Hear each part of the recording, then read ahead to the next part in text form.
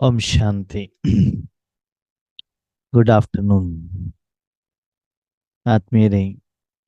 ನಾವೆಲ್ಲರೂ ಕೂಡ ವರ್ತಮಾನ ಸಂಗಮ ಯುಗದಲ್ಲಿ ಪರಮಾತ್ಮನ ಮಗುವಾಗಿ ಜನ್ಮ ತೆಗೆದುಕೊಂಡು ಪಾಲನೆಯನ್ನು ಪಡ್ಕೊಂಡು ಶಿಕ್ಷಣವನ್ನೂ ಕೂಡ ಪಡ್ಕೊಂಡು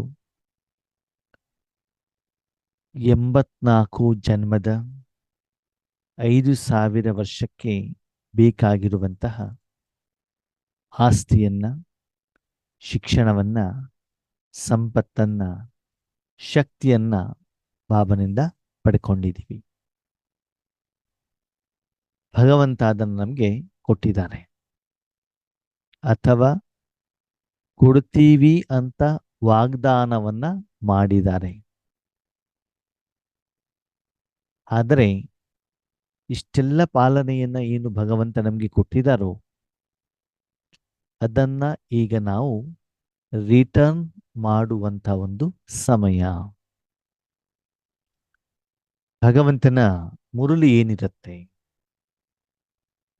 ಯಾವುದೇ ಒಂದು ಅವ್ಯಕ್ತ ಮುರಳಿಯನ್ನ ನೀವು ಓದುವ ಮೊದಲು ಅದು ಒಂದು ವಿಷಯಕ್ಕೆ ಸಂಬಂಧಪಟ್ಟಂತೆ ಇರ್ತದೆ.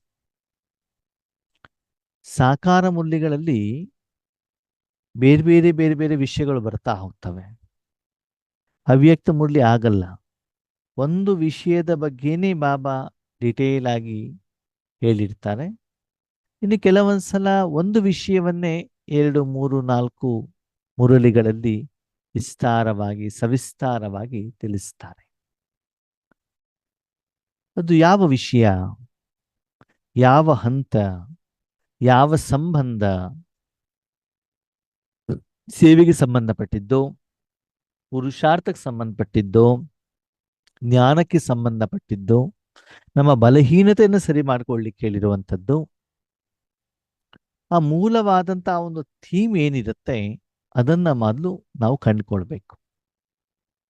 ಆ ನಂತರದಲ್ಲಿ ಆ ಮುರಳಿಯನ್ನ ನಾವು ಓದ್ತಾ ಹೋದಾಗ ಆ ಮುರಳಿಯ ಶಬ್ದದ ಅರ್ಥ, ಬಾಬಾರವರ ಉದ್ದೇಶ, ಭಾವನೆಗಳು ನಮಗೆ ಸ್ಪಷ್ಟವಾಗಿ ಗೊತ್ತಾಗ್ತವೆ. ಇಲ್ಲಿ ಭಗವಂತ ಏನು ಹೇಳ್ತಾರೆ, ಶಾರೀರಿಕವಾಗಿ ಒಂದು ಮಗುಗೆ ತಂದೆ ತಾಯಿ ಜನ್ಮವನ್ನ ಕೊಡ್ತಾರೆ, ಪಾಲನೆಯನ್ನ ಮಾಡ್ತಾರೆ, ಶಿಕ್ಷಣವನ್ನ ಕೊಡ್ತಾರೆ. ಅಲ್ಲಿಯವರೆಗೆ ಆ ಮಗುವಿನ ಎಲ್ಲಾ ಖರ್ಚು ವೆಚ್ಚಗಳನ್ನ, ಅವಶ್ಯಕತೆಗಳನ್ನ ತಂದೆ ತಾಯಿಗಳೇ ನೋಡ್ಕೊಳ್ತಾರೆ. ಸರಿ, ಮಗು ಶಿಕ್ಷಣ ಮುಗಿಸಿದೆ, ಇವಾಗ ಜಾಬಿಗೆ ಹೋಗ್ತಾ ಇದೆ, ತನ್ನ ಕಾಲ ಮೇಲೆ ತಾನು ನಿಂತಿದೆ, ಹಣ ಸಂಪಾದನೆ ಮಾಡ್ತಾ ಇದೆ. ಅವಾಗೇನ್ ಮಾಡ್ಬೇಕು? ಬಂದಿರುವಂತ ಹಣವನ್ನ ಖರ್ಚು ಮಾಡಿ ಆ ದಿನದ ರಾಜನಾಗಿ ಕುತ್ಕೊಂಡ್ಬಿಡೋದಾ? ಅಥವಾ ಇಷ್ಟು ದಿನದವರೆಗೆ ತಂದೆ ತಾಯಿನ ಏನು ಪಾಲನೆಯನ್ನು ಪಡ್ಕೊಂಡಿದ್ದೀವೋ ಅದನ್ನು ರಿಟರ್ನ್ ರೂಪದಲ್ಲಿ ಕೊಡಬೇಕು. ನಾವು ಸಣ್ಣವರಿದ್ದಾಗ ಒಂದು ಮಾತನ್ನ ಕೇಳ್ತಾ ಇದ್ವಿ. ತುಂಬು ಕುಟುಂಬ ಇದ್ದಾಗ ಮನೆಯಲ್ಲಿರುವಂತ ಯಾವುದೇ ಒಂದು ಮಗು ಹೊರಗಡೆ ಹೋಗ್ಬಿಟ್ಟು ಸಂಪಾದನೆ ಮಾಡ್ಕೊಂಡು ಬಂದ್ರೆ ಹಣವನ್ನ ಮನೆಯ ಯಜಮಾನನ ಕೈಯಲ್ಲಿ ಕೊಡಬೇಕಿತ್ತು, ಮಹಿಳೆಯರಿರ್ಲಿ ಯಾರೇ ಇಲ್ಲ. ಆಮೇಲೆ ಆ ಯಜಮಾನ ಇವರಿಗೇನು ಬೇಕೋ ಅದನ್ನು ಕೊಡಿಸುವಂತ ಜವಾಬ್ದಾರಿ ಆ ಯಜಮಾನಂದಿತ್ತು. ಹಾಗೆ ಇಲ್ಲೂ ಕೂಡ ನಮ್ಮ ಸಂಪೂರ್ಣ ಜೀವನವನ್ನು ನಾವು ಭಗವಂತನಿಗೆ ಕೊಟ್ಟಾಗ ಇನ್ನು ಮುಂದಿನ ನಮ್ಮ ಜೀವನವನ್ನ ನಾವೇನ್ ಮಾಡ್ಬೇಕಾಗ್ತದೆ, ಭಗವಂತನಿಗೆ ಅವರ ಕಾರ್ಯಕ್ಕೆ ನಾವು ಉಪಯೋಗ ಕೊಡಬೇಕಾಗ್ತದೆ. ಅಂದ್ರೆ ಇನ್ನು ಮೇಲಿನ ನಮ್ಮ ಸಮಯವನ್ನ, ಸಂಕಲ್ಪವನ್ನ, ಶ್ವಾಸವನ್ನ, ಕರ್ಮೇಂದ್ರಿಯಗಳನ್ನ ಭಗವಂತನ ಕೈಯಲ್ಲಿ ಈಶ್ವರಿಯ ಕಾರ್ಯಕ್ಕೆ, ಈಶ್ವರಿಗೆ ಸೇವೆಗೆ ನಾವು ತಲುಪಿಸಬೇಕಾಗ್ತದೆ. ಇಲ್ಲಿ ಭಗವಂತ ನಮ್ಗೆ ಏನ್ ಹೇಳ್ತಿದ್ದಾರೆ, ರಿಟರ್ನ್ ಶಬ್ದದ ಸ್ಮೃತಿಯಿಂದ ತಂದೆಯ ಸಮಾನರಾಗಿ ರಿಟರ್ನ್ ಜರ್ನಿಯ ಸ್ಮೃತಿ ಸ್ವರೂಪರಾಗಿ. ಇಲ್ಲಿಯವರೆಗೆ ನಾವು ಭಗವಂತನಿಂದ ಪಡ್ಕೊಂಡ್ವಿ. ನಾಟಕ ಏನ್ ಹೇಳುತ್ತೆ, ನಿಯಮ ಏನ್ ಹೇಳುತ್ತೆ, ಇಲ್ಲ ಬ್ಯಾಲೆನ್ಸ್ ಶೀಟ್ ತಾನೆ. ನೀವು ಯಾರ ಹತ್ರ ತೆಗೆದುಕೊಂಡಿದ್ದೀರೋ ಒಂದಲ್ಲ ಒಂದಿನ ವಾಪಸ್ ಕೊಡ್ಲೇಬೇಕು.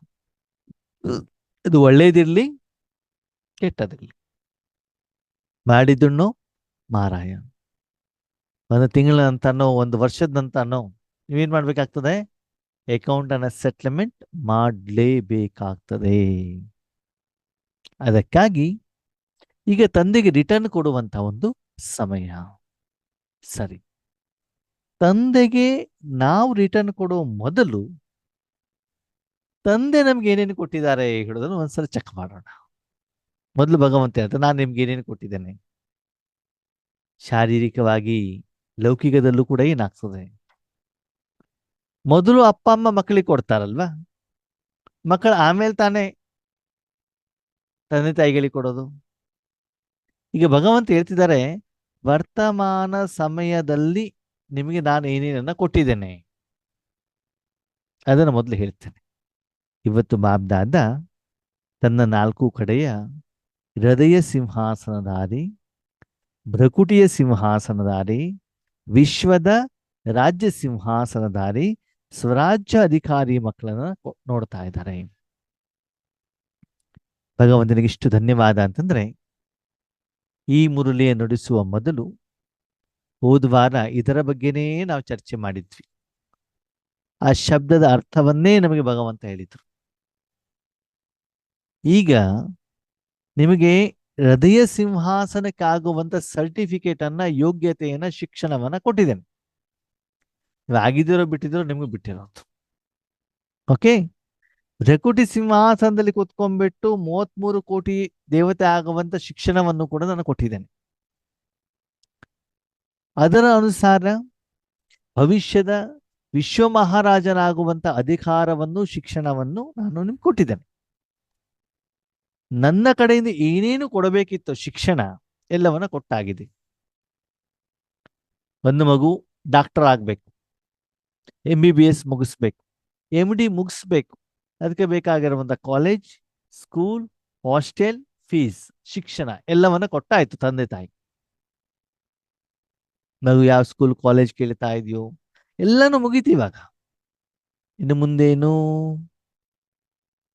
ಸಂಪಾದನೆ ಮಾಡುವಂಥದ್ದು. ಇನ್ನು ಶಿಕ್ಷಣ ಮಾಡುವಂಥದ್ದಲ್ಲ, ಸಂಪಾದನೆ ಮಾಡುವಂಥ ಸಮಯ.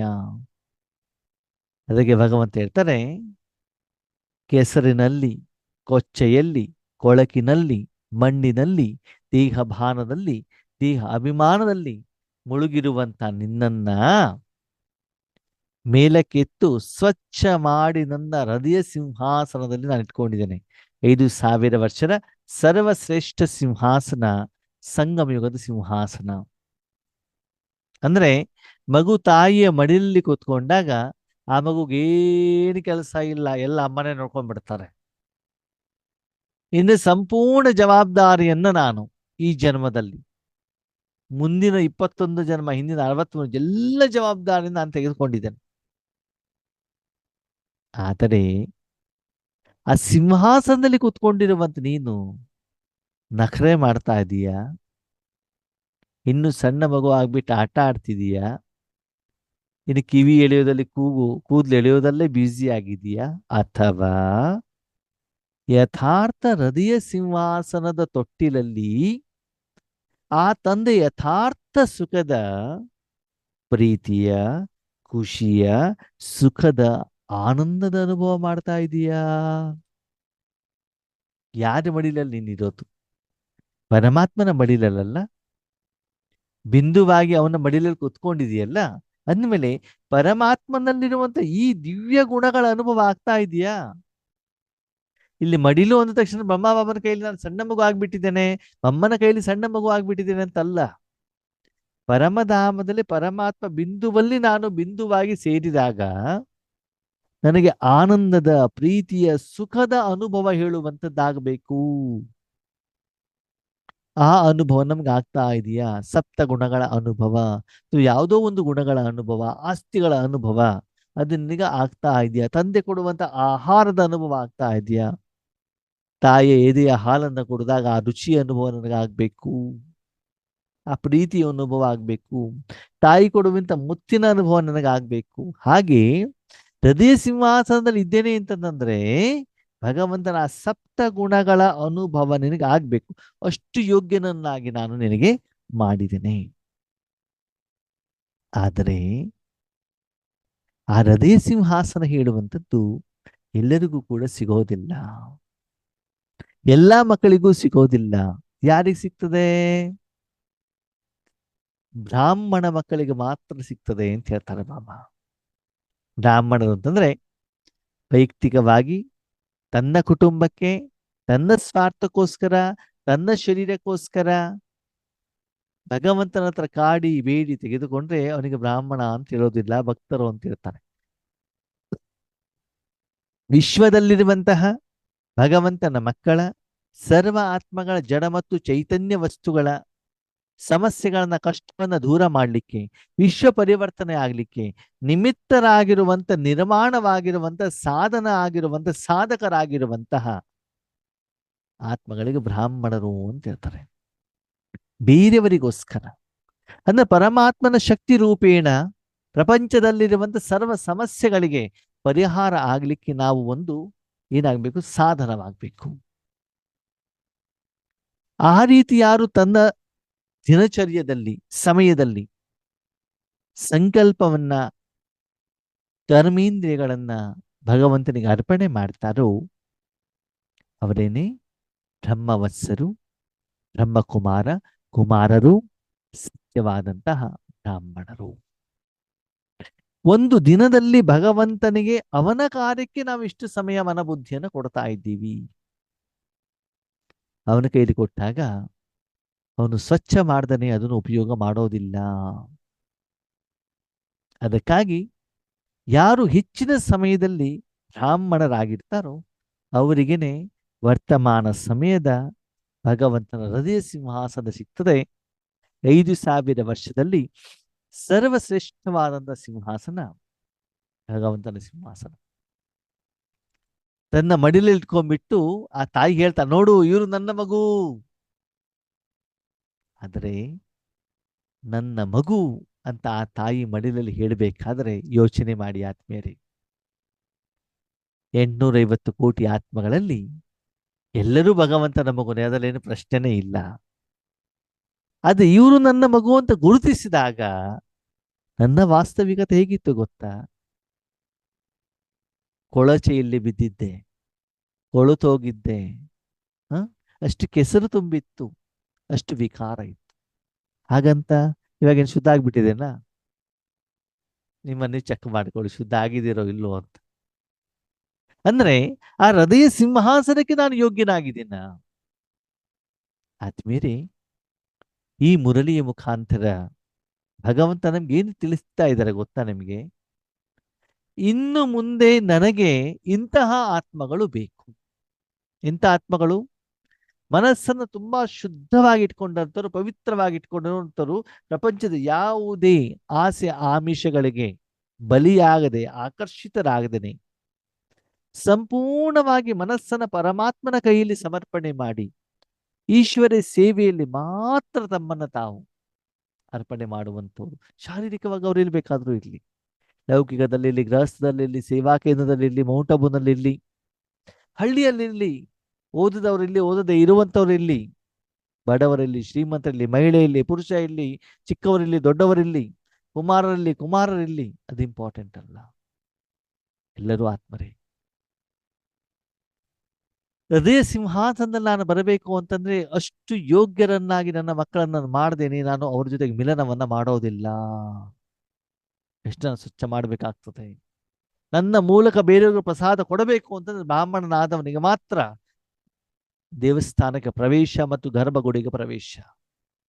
ಆ ಯೋಗ್ಯತೆ ಇಲ್ಲದೇನೆ ಆ ದೇವಸ್ಥಾನದ ಆಡಳಿತ ಮಂಡಳಿಯವರು ಅವರನ್ನ ಬ್ರಾಹ್ಮಣ ಪೋಸ್ಟಿಗೆ ಅಪಾಯಿಂಟ್ಮೆಂಟ್ ಮಾಡ್ಕೊಳ್ಳೋದಿಲ್ಲ ಅಲ್ವಾ?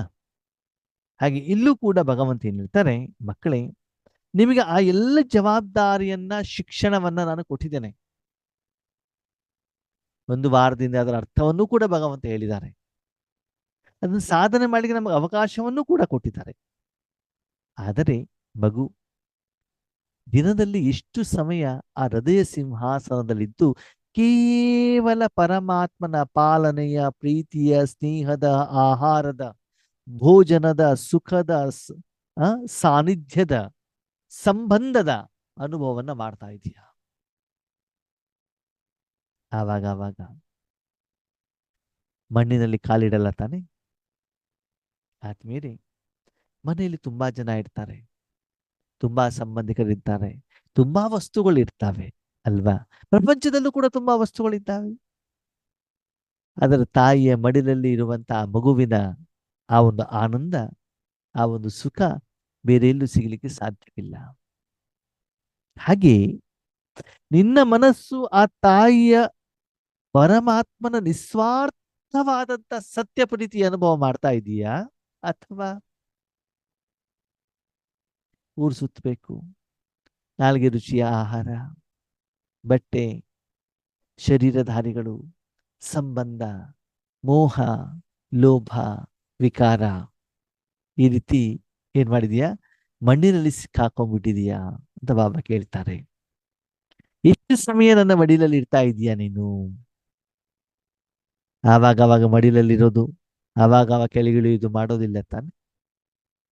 ನೀವು ಎಷ್ಟು ವರ್ಷನೇ ಆಗಿರ್ಲಿ ಬಾಬನ ಮಗು ಆಗಿ, 1 ವರ್ಷ ಆಗಿರ್ಬೋದು, 10 ವರ್ಷ ಆಗಿರ್ಬೋದು, 66 ವರ್ಷ ಆಗಿರ್ಬೋದು. 66 ವರ್ಷ ಅಂತ ಯಾಕೆ ಹೇಳಿದ್ರು ಅಂತ, ಬಾಬಾ ಇದು 2002 ನುಡಿಸಿರೋ ಮುರಳಿ. ಈಗ 87 ವರ್ಷನೇ ಆಗಿರ್ಬೋದು ಭಗವಂತನ ಮಗುವಾಗಿ. ಆದರೆ ಭಗವಂತನ ಮಗು ಆದ ಮೇಲೆ ಇಲ್ಲಿಯವರೆಗೆ ಎಷ್ಟು ನಿರಂತರವಾದ ಸಮಯದಲ್ಲಿ ಹೃದಯ ಸಿಂಹಾಸನಧಾರಿ ಆಗಿದೆಯೇನು? ಅದರ ಆಧಾರದ ಮೇಲೆ ಭವಿಷ್ಯದ ವಿಶ್ವ ಮಹಾರಾಜನ ಪೋಸ್ಟ್ ಸಿಗ್ತದೆ. ಸತ್ಯುಗದಲ್ಲಿ ನೀವು ಆ ರಾಜಮನೆಯಲ್ಲೇ ಇರ್ತೀರಾ. ತ್ರೇತಾಯುಗದಲ್ಲೂ ಕೂಡ ರಾಜ ಮನೆತನದವರ ಸಂಬಂಧದಲ್ಲೇ ಇರ್ತೀರಾ. ಎಲ್ಲಾ ಸಮಯದಲ್ಲಿ ರಾಜನಂತೂ ಆಗ್ಲಿಕ್ಕೆ ಆಗೋದಿಲ್ಲ. ಆ ಲೆಕ್ಕಾಚಾರದ ಅನುಸಾರ ತ್ರೇತಾಯುಗದಲ್ಲಿ ನೀವು ರಾಜರಾದ್ರೂ ಕೂಡ ಅದು ನಿಮ್ಗೆ ಪೋಸ್ಟ್ ಕಡಿಮೆ ಇರ್ತದೆ. ಅದಕ್ಕೆ ಆಧಾರ ಯಾವುದು? ಇಲ್ಲಿ ನಾವು ಹೃದಯ ಸಿಂಹಾಸನದಲ್ಲಿ ಇರಬೇಕು. ಹೃದಯ ಸಿಂಹಾಸನದಲ್ಲಿರುವಂತ ಮಗು ನಾನು ಮಾಡಿದೆ ಅಂತ ಎಂದೂ ಏನನ್ನು ಹೇಳೋದಿಲ್ಲ ಅಲ್ವಾ? ಸ್ನಾನ ಮಾಡಿಸೋದಮ್ಮ, ಊಟ ಮಾಡಿಸೋದಮ್ಮ, ಬಟ್ಟೆ ಹಾಕೋದಮ್ಮ, ಎಲ್ಲಾನು ಕೂಡ ಅಮ್ಮ ಮಾಡಿದಾಗ ಬಾಬಾ ಕರಾರಾಯ್, ಬಾಬಾ ಮಾಡಿಸ್ತಾ ಇದ್ದಾರೆ, ಬಾಬಾ ಮಾಡಿಸ್ತಾ ಇದ್ದಾರೆ, ಬಾಬಾನೇ ಮಾಡ್ತಿದ್ದಾರೆ, ನಾನು ಸುಮ್ಮನೆ ನಿಮಿತ್ತ ಅಷ್ಟೇ. ಮಗು ಜನರ ಎದುರುಗಡೆ ಕಂಡು ಕೂಡ ಆ ಮಗು ಜನ್ಮ ಆಗ್ಲಿಕ್ಕೆ, ಸುಂದರವಾಗ್ಲಿಕ್ಕೆ ಹಾಕೊಂಡಿರುವಂತ ಬಟ್ಟೆ ಎಲ್ಲನೂ ಕೂಡ ತಂದೆ ತಾಯಿಗಳದೇ ಹೊರತು ಮಗುದೇನೂ ಇಲ್ಲ ಆತ್ಮೀಯರೇ. ಆ ಭಾವ, ಆ ಸಮರ್ಪಣಾ ಭಾವ ನಮ್ಮ ಮನಸ್ಸಿನಲ್ಲಿ ಇದೆಯಾ? ಈ ಮೂಲಕ ಭಗವಂತನ ಪ್ರತ್ಯಕ್ಷತೆ ಮಾಡ್ತಾ ಇದ್ದೀವಾ? ಅಥವಾ ಅಮ್ಮನ ಮಡಿಲಿಂದ ಕೆಳಗಡೆ ಇಳಿದ್ಬಿಟ್ಟು ಅಮ್ಮ, ಈಗ ನಾವು ಕೆಲವೊಂದ್ಸಲ ಏನ್ ಮಾಡ್ತೀವಿ, ನಮ್ಮನ್ನು ಜಾತ್ರೆ ಆದಾಗ ಹೋಗ್ತೀವಿ, ಚಿಕ್ಕ ಮಗು ಹೋದಾಗ ಏನ್ ಮಾಡ್ತಾರೆ, ಬೊಂಬಾಯಿ ಮಿಠಾಯಿ ಬೇಕು, ಸರಿ ಅಮ್ಮ ಕೊಡ್ಸಿದ್ರು. ಸ್ವಲ್ಪ ಮುಂದದು ಪಾಪ್ಕಾರ್ನ್ ಕಾಣ್ತದೆ, ಅದೂ ಬೇಕು. ಸ್ವಲ್ಪ ಮುಂದೊಂದು ಐಸ್ ಕ್ರೀಮ್ ಕಾಣ್ತದೆ, ಅದೂ ಕೂಡ ಬೇಕು. ಮುಂದೊಂದು ಸರ್ಕಸ್ ಕಾಣುತ್ತೆ, ಅದನ್ನು ಕೂಡ ನೋಡ್ಬೇಕು. ಇದ್ದಿದ್ದೆಲ್ಲ ಬೇಕಂತ. ಹಾಗೆ ನಮಗೂ ಕೂಡ ಊರು ಸುತ್ತೋದು, ಹೆಸರು, ಕೀರ್ತಿ, ಗೌರವ, ಹೊಗಳಿಕೆ ಎಲ್ಲನೂ ಕೂಡ ಬೇಕು. ಭಗವಂತನ ಪ್ರೀತಿ ಬೇಡ ಅಲ್ವಾ? ಅದಕ್ಕೆ ಒಂದು ಸುಂದರವಾದಂತ ಒಂದು ಉದಾಹರಣೆ. ಒಂದು ಸಣ್ಣ ಮಗು, 5 ವರ್ಷದ ಮಗು ಒಂದ್ ದಿವಸ ಜಾತ್ರೆ ಹೋಗ್ತದೆ ಪಕ್ಕದ ಮನೆಯವ್ರ ಜೊತೆಯಲ್ಲಿ. ಹೋದಾಗ ಜಾತ್ರೆ ಎಲ್ಲ ನೋಡ್ಕೊಂಡು ಬರ್ತದೆ. 1 ವಾರದ ಜಾತ್ರೆ. ಮನೆಗೆ ಬಂದ್ಬಿಟ್ಟು ಅಪ್ಪನ ಹೇಳ್ತಾ ಇರ್ತಾರೆ, ಅಪ್ಪ ನಾನು ಜಾತ್ರೆಗೆ ಹೋಗ್ಬೇಕು, ನನಗೂ ತುಂಬಾ ಐಟಮ್ ಎಲ್ಲ ಖರೀದಿ ಮಾಡಬೇಕು. ಅದು ನಿನ್ಗೆ ಏನೇನು ಬೇಕು? ಒಂದು ಕಾರ್ ಬೇಕು, ಸರಿ. ಒಂದು ಗೋಬಿ ಮಂಚೂರಿ ಬೇಕು, ಸರಿ. ಆಮೇಲೆ ಒಂದ್ಸಲ ಅಲ್ಲಿ ನಮ್ಮ ಕಡೆಗೆಲ್ಲ ತೊಟ್ಲು ಅಂತ ಬರ್ತಾರೆ, ಟೊರಟೊರ ಅಂತ ಅದೆಲ್ಲ ಕೂತ್ಕೊಳ್ಬೇಕು. ಇದು 3 ಡಿಮಾಂಡ್. ಸರಿ. ಅಪ್ಪ ಏನ್ ಹೇಳ್ತಾನೆ, ನನಗೆ ಬರ್ಲಿಕ್ಕೆ ಆಗಲ್ಲ, ನಾನು ಆಫೀಸಿಗೆ ಹೋಗ್ಬೇಕು, ನೀನು ಅಮ್ಮ ನನಗೆ ಕರ್ಕೊಂಡು ಹೋಗು, ನಾನು ಹಣ ಕೊಡ್ತೇನೆ ಅಮ್ಮನ ಹತ್ರ. ಸರಿ. ಅಮ್ಮ ಕರ್ಕೊಂಡು ಬರ್ತಾರೆ. ಇಲ್ಲಿಗೆ ಜಾತ್ರೆಗೆ. ಜಾತ್ರೆಗೆ ಬಂದಾಗ ದೇವಿ ಜಾತ್ರೆ ಇರ್ತದೆ, ನಮ್ಮೂರಿನಲ್ಲೂ 2 ವರ್ಷಕ್ಕೊಂದ್ಸಲ ಜಾತ್ರೆ ಆಗತ್ತೆ. ಅಮ್ಮ ಏನ್ ಹೇಳ್ತಾರೆ, ನಿನಗೆಲ್ಲ ಕೊಡಿಸ್ತೇನೆ, ಮೊದಲು ದೇವಿ ದರ್ಶನವನ್ನ ಮಾಡೋಣ, ಹಣ್ಣು ಕಾಯಿ ಮಾಡೋಣ ಅಂತ ಹೇಳ್ಬಿಟ್ಟು ಅಲ್ಲಿ ಹಣ್ಣು ಕಾಯಿ ಬಳೆ ಕುಂಕುಮ ಅರ್ಶಿನ ಎಲ್ಲ ತಗೊಳ್ತಾ ಇರ್ತಾರೆ. ತಗೊಳ್ತಾ ಇರುವಂತ ಸಮಯದಲ್ಲಿ ಅಲ್ಲಿ ಏನಾಗತ್ತೆ, ಒಂದು ಕೋತಿ ಆಡ್ಸೋನು ಬರ್ತಾನೆ, ಸರಿನಾ? ಆವಾಗ ಈ ಮಗು ಕೋತಿ ಆಡೋದನ್ನ ನೋಡ್ತೀವಿ. ನೋಡ್ತಾ ಇದ್ದಾಗ ಅಮ್ಮನನ್ನ ಮರ್ತು ಬಿಡ್ತದೆ. ಅಮ್ಮ ಏನ್ ಮಾಡಿದಾರೆ, ಈ ಐಟಮ್ ಖರೀದಿ ಮಾಡೋದ್ರಲ್ಲಿ ಬ್ಯುಸಿ ಆಗಿಬಿಟ್ಟಿದ್ದಾರೆ. ಮಗು ಏನ್ ಮಾಡುತ್ತೆ, ಕೋತಿ ಆಟ ಆಡೋದನ್ನ ನೋಡ್ತಾ ನೋಡ್ತಾ ನೋಡ್ತಾ ಆ ಕೋತಿ ಆಡೋಣ ಜೊತೆಯಲ್ಲಿ ಮುಂದೆ ಹೋಗ್ತಾ ಇದೆ. ಅಟ್ರಾಕ್ಷನ್ ಆಗ್ಬಿಟ್ಟು 1-2 ಗಂಟೆ ಕಳೀತು. ವೆರೈಟಿ ಕೋಟೆ ಆಟ ಆಡ್ತು. ಆಮೇಲೆ ಅದನ್ನ ರಿಪಿಟೇಷನ್ ಆದಾಗ ಇದಕ್ಕೊಂದು ಸ್ವಲ್ಪ ಬೇಜಾರಾಯ್ತು. ಆ ಕಡೆ ಈ ಕಡೆ ನೋಡ್ದ ಅಮ್ಮ ಇಲ್ವೇ ಇಲ್ಲ. ಲಕ್ಷಾಂತರ ಜನ, ಸುತ್ತಮುತ್ತಲು ಜನ, ಒಬ್ರೂ ಪರಿಚಯದವರಿಲ್ಲ. ಅವಾಗ ಮಗು ಅಳ್ಲಿಕ್ಕೆ ಶುರು ಮಾಡ್ತದೆ, ಭಯ ಆಗ್ತದೆ, ಹೆದರಿಕೆ ಆಗ್ತದೆ, ಏನ್ ಬೇಕು ಹುಳು ಅಂತ ಆಗ್ತದೆ. ಆವಾಗ ಅಕ್ಬರ್ದವ್ರು ಕೇಳ್ತಾರೆ, ನಿನ್ನ ಹೆಸರೇನು, ಎಲ್ಲಿಗೆ ಹೋಗ್ಬೇಕು, ಅದ್ ಕಳೋದು ಮಾತ್ರ ಗೊತ್ತವ್ರದ್ದು, ಬೇರೆ ಏನೂ ಬರೋದಿಲ್ಲ. ಯಾರೊಬ್ರು ಒಂದ್ಬಿಟ್ಟು ಐಸ್ ಕ್ರೀಮ್ ತಿಂತ್ಯಾ ಕೇಳ್ತಾರೆ, ಬೇಡ. ಗೋಬಿ ಮಂಚೂರಿ ಬೇಡ. ಕಾರು ಬೇಡ. ತೊಟ್ಲಲ್ಲಿ ಕುಡಿಸ್ತೇನೆ ಬೇಡ. ಯಾರು ಬೇಕು, ಅಮ್ಮ ಬೇಕು, ಬೇರೆ ಏನು ಬೇಡ, ಅದಕ್ಕೆ ಅಮ್ಮ ಬೇಕು. ಈಗ ಲಕ್ಷಾಂತರ ಜನ, ನಮ್ಮವ್ರು ಯಾರು ಇಲ್ಲ. ಬೇಕಾಗಿರುವಂತ ಸಾಧನವನ್ನ ಕೊಡ್ಲಿಕ್ಕೆ, ನೀವು ಅಳ್ತಾ ಇರುವಂತ ಕಾರಣದಿಂದ ಬೇರೆ ಕೊಡ್ಲಿಕ್ಕೆ ರೆಡಿ ಇದ್ದಾರೆ. ಆ ಮಗುಗೆ ಏನೂ ಬೇಡ, ಅಮ್ಮ ಬೇಕು. 2 ಗಂಟೆ ನಂತರ ಹುಡುಕಿ ಹುಡುಕಿ ಹುಡುಕಿ ಹುಡುಕಿ ಹುಡುಕಿ ಅಮ್ಮ ಸಿಗ್ತಾಳೆ. ಸಿಗಿದಾಗ ಅಮ್ಮ ಅಂತ ಓಡೋಗ್ಬಿಟ್ಟು ಅವಳ ಮಡಿಲನ್ನು ಸೇರ್ತಾಳೆ. ಅಂತ ಕಮ್ಮನಿಗೆ ಹೇಳ್ತಾರೆ, ಅಮ್ಮ ಮನೆಗೆ ಹೋಗೋಣ. ಅಮ್ಮ ಹೇಳ್ತಾಳೆ, ತೊಟ್ಲಲ್ಲಿ ಬೇಡ, ಐಸ್ ಕ್ರೀಮು ಬೇಡ, ಗೋಬಿ ಮಂಚೂರಿ ಬೇಡ, ಕಾರು ಬೇಡ. ಯಾಕೆ? ಮಧ್ಯೆ ನಾನೆಲ್ಲಾದ್ರೂ ಕಳೆದೋಗ್ಬಿಟ್ರೆ. ಆದ್ಮೇಲೆ ಲಕ್ಷಾಂತರ ಜನರ ನಡುವಿನಲ್ಲಿ ಆ ಮಗುವಿಗೆ ತಾಯಿ ಮಾತ್ರ ನನ್ನವರು ಅಲ್ವಾ? ಬೇರೆ ಎಲ್ಲರೂ ಕೂಡ ಬೇರೆಯವರು ತಾನೆ. ಆ ಮಗುಗೆ ಬೇಕಾಗಿರುವಂತ ಸಾಧನವನ್ನ ಕೊಡ್ತೀವಿ ಅಂತಂದಾಗಲೂ ಕೂಡ ಆ ಮಗುಗೆ ಆ ಸಾಧನ ಬೇಡ. ಅದು ಆ ಸಾಧನ ಬೇಕು ಅಂತ ಬಂದಿತ್ತದು ಆ ಜಾತ್ರೆಗೆ. ಅದರ ತಾಯಿಯ ಪ್ರೀತಿಯನ್ನ ಕಳ್ಕೊಂಡಾಗ ಆ ಸಾಧನಕ್ಕೆ ಬೆಲೆ ಇಲ್ಲ. ಹಾಗೆ ನಾವೆಲ್ಲರೂ ಕೂಡ 5,000 ವರ್ಷದ ಹಿಂದೆ ಭಗವಂತನ ಮಿಲನದ ಹೃದಯ ಸಿಂಹಾಸನದ ಸುಖವನ್ನ ಅನುಭವಿಸಿರುವಂತಹ ತಾಯಿಯ ಪ್ರೀತಿಯನ್ನು ಅನುಭವ ಮಾಡಿರುವಂತ ಸತ್ಯಾತ್ಮಗಳು ನಾವು. ಆ ಅನುಭವವನ್ನು ಯಾರು ಮಾಡ್ತಾರೋ ಅವರಿಗೆ ಈ ಎಲ್ಲ ಸ್ಥೂಲವಾದಂತ ಇಂದ್ರಿಯಗಳ ಸುಖ ಇಷ್ಟವಾಗೋದಿಲ್ಲ. ಆದರೆ ಯಾರಿಗಾದ್ರೂ ಸುಖದ ಅನುಭವ ಗೊತ್ತಿಲ್ವೋ ಅವ್ರೇನ್ ಮಾಡ್ತಿದ್ದಾರೆ, ಹಣ, ಅಂತಸ್ತು, ಅಧಿಕಾರ, ಬಿಲ್ಡಿಂಗ್ ಅಂತ ಹೇಳ್ಬಿಟ್ಟು ಅದ್ರ ಹಿಂದ್ಗಡೆ ಹೋಗ್ತಾ ಇದ್ದಾರೆ ಆತ್ಮೀಯರೇ. ಒಂದು ಸಲ ಆ ಈಶ್ವರ ಅನುಭೂತಿಯನ್ನು ನಾವು ಮಾಡಿದಾಗ ನಾನು ಅದನ್ನು ಅನುಭವಿಸ್ಬೇಕು, ನನ್ನ ಮೂಲಕ ಬೇರೆಯವರಿಗೂ ಕೂಡ ಕೊಡಬೇಕು ಹೇಳುವಂತ ಮನೋಭಾವ ನಮ್ಮಲ್ಲಿ ಬರುತ್ತೆ. ಉಳಿದಿದ್ದೆಲ್ಲ ಒಂದು ಕ್ಷಣಿಕ, ಒಂದು ಕಾಗವಿಷ್ಟ ಸಮಾನ ಅಂತ ಬಿಟ್ಟು ನಮಗನ್ಸ, ಅದ್ರಲ್ಲಿ ಏನು ಬೆಲೆನೇ ಇಲ್ಲ ಅಂತ ಅನ್ಸತ್ತೆ. ಆದರೆ ಯಾರಿಗೆ ಆ ಒಂದು ಸುಖ ಅನುಭವ ಮಾಡಿರುವಂತ ಸಂಸ್ಕಾರ ಅವರ ಮನಸ್ಸಿನಲ್ಲಿ ಇದೆಯೋ, ಅದಕ್ಕೆ ಭಗವಂತ ಹೇಳ್ತಾನೆ, ಮಗು ನನ್ನ ಮಡಿಲಲ್ಲಿ ಬಾ, ನಾನು ಅನುಭವ ಮಾಡಿಸ್ಲಿಕ್ಕೆ ರೆಡಿ ಇದ್ದೇನಲ್ಲ, ಅನುಭವ ಮಾಡಿಸ್ತೇನಲ್ಲ, ಅನುಭವ ಮಾಡಿಬಿಟ್ಟು ನೋಡು. ಆ ಹೃದಯ ಸಿಂಹಾಸನ ಆ ಸುಖ ಸರ್ವಶ್ರೇಷ್ಠವಾದಂತಹ ಸುಖ. ಅದಕ್ಕೆ ಪ್ರಪಂಚದ ಎಷ್ಟು ಮನುಷ್ಯಾತ್ಮರಿದ್ರು ಕೂಡ ಅವರು ಯಾರು ನನ್ನವರಲ್ಲ, ಅವರು ಬೇರೆಯವರೇ. ನನ್ನವರು ಯಾರು? ನನ್ನ ತಾಯಿ, ಜನ್ಮ ಕೊಟ್ಟಂತ ತಾಯಿ, ಆತ್ಮಿಕ ತಾಯಿ ಪರಮಾತ್ಮ. ಅವನನ್ನ ಮಡಿಲಲ್ಲಿ ಸೇರಿದಾಗ ಆ ಮಗುಗೆ ಪ್ರಪಂಚದ ಯಾವ ಸುಖನೂ ಬೇಡ ಅಂತ ಅನ್ಸತ್ತೆ. ಹಾಗೆ 5,000 ವರ್ಷದ ಹಿಂದೆ ಮಡಿಲಲ್ಲಿ ಸೇರಿದವರು ನಾವು ಕೆಳಗಡೆ ಗೆಳೆದು ಬಿಟ್ವಿ ಸತ್ಯಯುಗದಲ್ಲಿ. ಪರಂಧಾಮನ ಕೆಳಗಡೆ ಬಂದ್ಬಿಟ್ಟು ತಾನೆ ಊರು ಸುತ್ತಿ ಸುತ್ತಿ ಸುತ್ತಿ ಸುತ್ತಿ ಏನು ಮಾಡಿದ್ವಿ, ಸತ್ಯುಗ ತೈತಾಗೋ ಕೋತಿ ಆಟ ನೋಡ್ತಾ ಕೂತ್ಕೊಂಡ್ಬಿಟ್ವಿ. ದ್ವಾಪರ ಯುಗಕ್ಕೆ ಬಂದ ಹುಡುಕ್ಲಿಕ್ಕೆ ಶುರು ಮಾಡಿದ್ವಿ ಅಮ್ಮನನ್ನ. ಎಷ್ಟು ವರ್ಷ? 2,000 ವರ್ಷ. ಇವತ್ತಮ್ಮ ಸಿಕ್ಕಿದ್ದಾನೆ, ಸಿಕ್ಕಿದಾಗ ಏನ್ ಮಾಡ್ಬೇಕು? ಇನ್ನು ಕೋತಿ ಆಟ ಆಡ್ಬೇಕು ಹೋಗ್ಬೇಕಾ? ಇನ್ನು ಹುಡುಕಬೇಕಾ? ಅದಕ್ಕೆ ಭಗವಂತ ಹೇಳ್ತಾನೆ, ಮಕ್ಕಳೇ ಹೃದಯ ಸಿಂಹಾಸನಧಾರಿಗಳಾಗಿ. ಓಕೆ, ಲೌಕಿಕದಲ್ಲೂ ಕೂಡ ನೋಡಿ ಹಾರ್ಟಿಗೆ ಹೆಚ್ಚಿನ ಪ್ರಾಮುಖ್ಯತೆಯನ್ನು ಕೊಡ್ತಾರೆ. ಉಸಿರಾಟ ನಿಲ್ತು, ಹಾರ್ಟ್ ನಿಲ್ತು ಅಂದ್ರೆ ಹಾರ್ಟ್ ಅಟ್ಯಾಕ್ ಅಂದ್ಬಿಟ್ಟು ಅಲ್ವಾ? ಕಾಲಿಗೆಲ್ಲ ಗಾಯ ಆದ್ರೆ ಅಂತ ಸೀರಿಯಸ್ ಇಲ್ಲ, ಎದೆ ನೋವು ಅಂದ ತಕ್ಷಣ ಗ್ಯಾಸ್ಟ್ರಿಕ್ ಅದು ಫಸ್ಟಿಗೆ ತೋರಿಸ್ಬಿಟ್ರಿ ಅಂತ ಬಿಟ್ಟು ಹೇಳ್ತಾ ಇರ್ತಾನೆ. ಹಾಗೆ ಪರಮಾತ್ಮನ ಎಲ್ಲ ಪ್ರೀತಿಯಲ್ಲೂ ಕೂಡ ಹೃದಯ ಸಿಂಹಾಸನಧಾರಿ ಸ್ಥಿತಿ ಏನಿದೆ ಅದು ತುಂಬಾ ಶ್ರೇಷ್ಠ. ಅದಕ್ಕಾಗಿ ಮಗು ಚೆಕ್ ಮಾಡ್ಕೋ, ಒಂದು ದಿನದಲ್ಲಿ ನೀನು ಎಷ್ಟು ಸಮಯ ಸದಾ ಕಾಲ ತಂದೆ ಹತ್ರ ಕೇಳಿದೇನೆ ಆ ತಂದೆ ಕೊಡುವಂತಹ ಪಾಲನೆಯ ಅನುಭವವನ್ನು ಮಾಡ್ತಾ ಇದೀಯಾ? ಆದರೆ ವರ್ತಮಾನ ಸಮಯದ ಅನುಸಾರದಲ್ಲಿ ಪಾಲನೆಯ ಅನುಭವ ಅಲ್ಲ, ಪರಮಾತ್ಮ ನಿಮ್ಮ ಮೂಲಕ ವಿಶ್ವಕ್ಕೆ ಬೇಕಾಗಿರುವಂತ ಶಕ್ತಿಯನ್ನ ಕೊಡ್ತಾರಲ್ಲ ಅದು.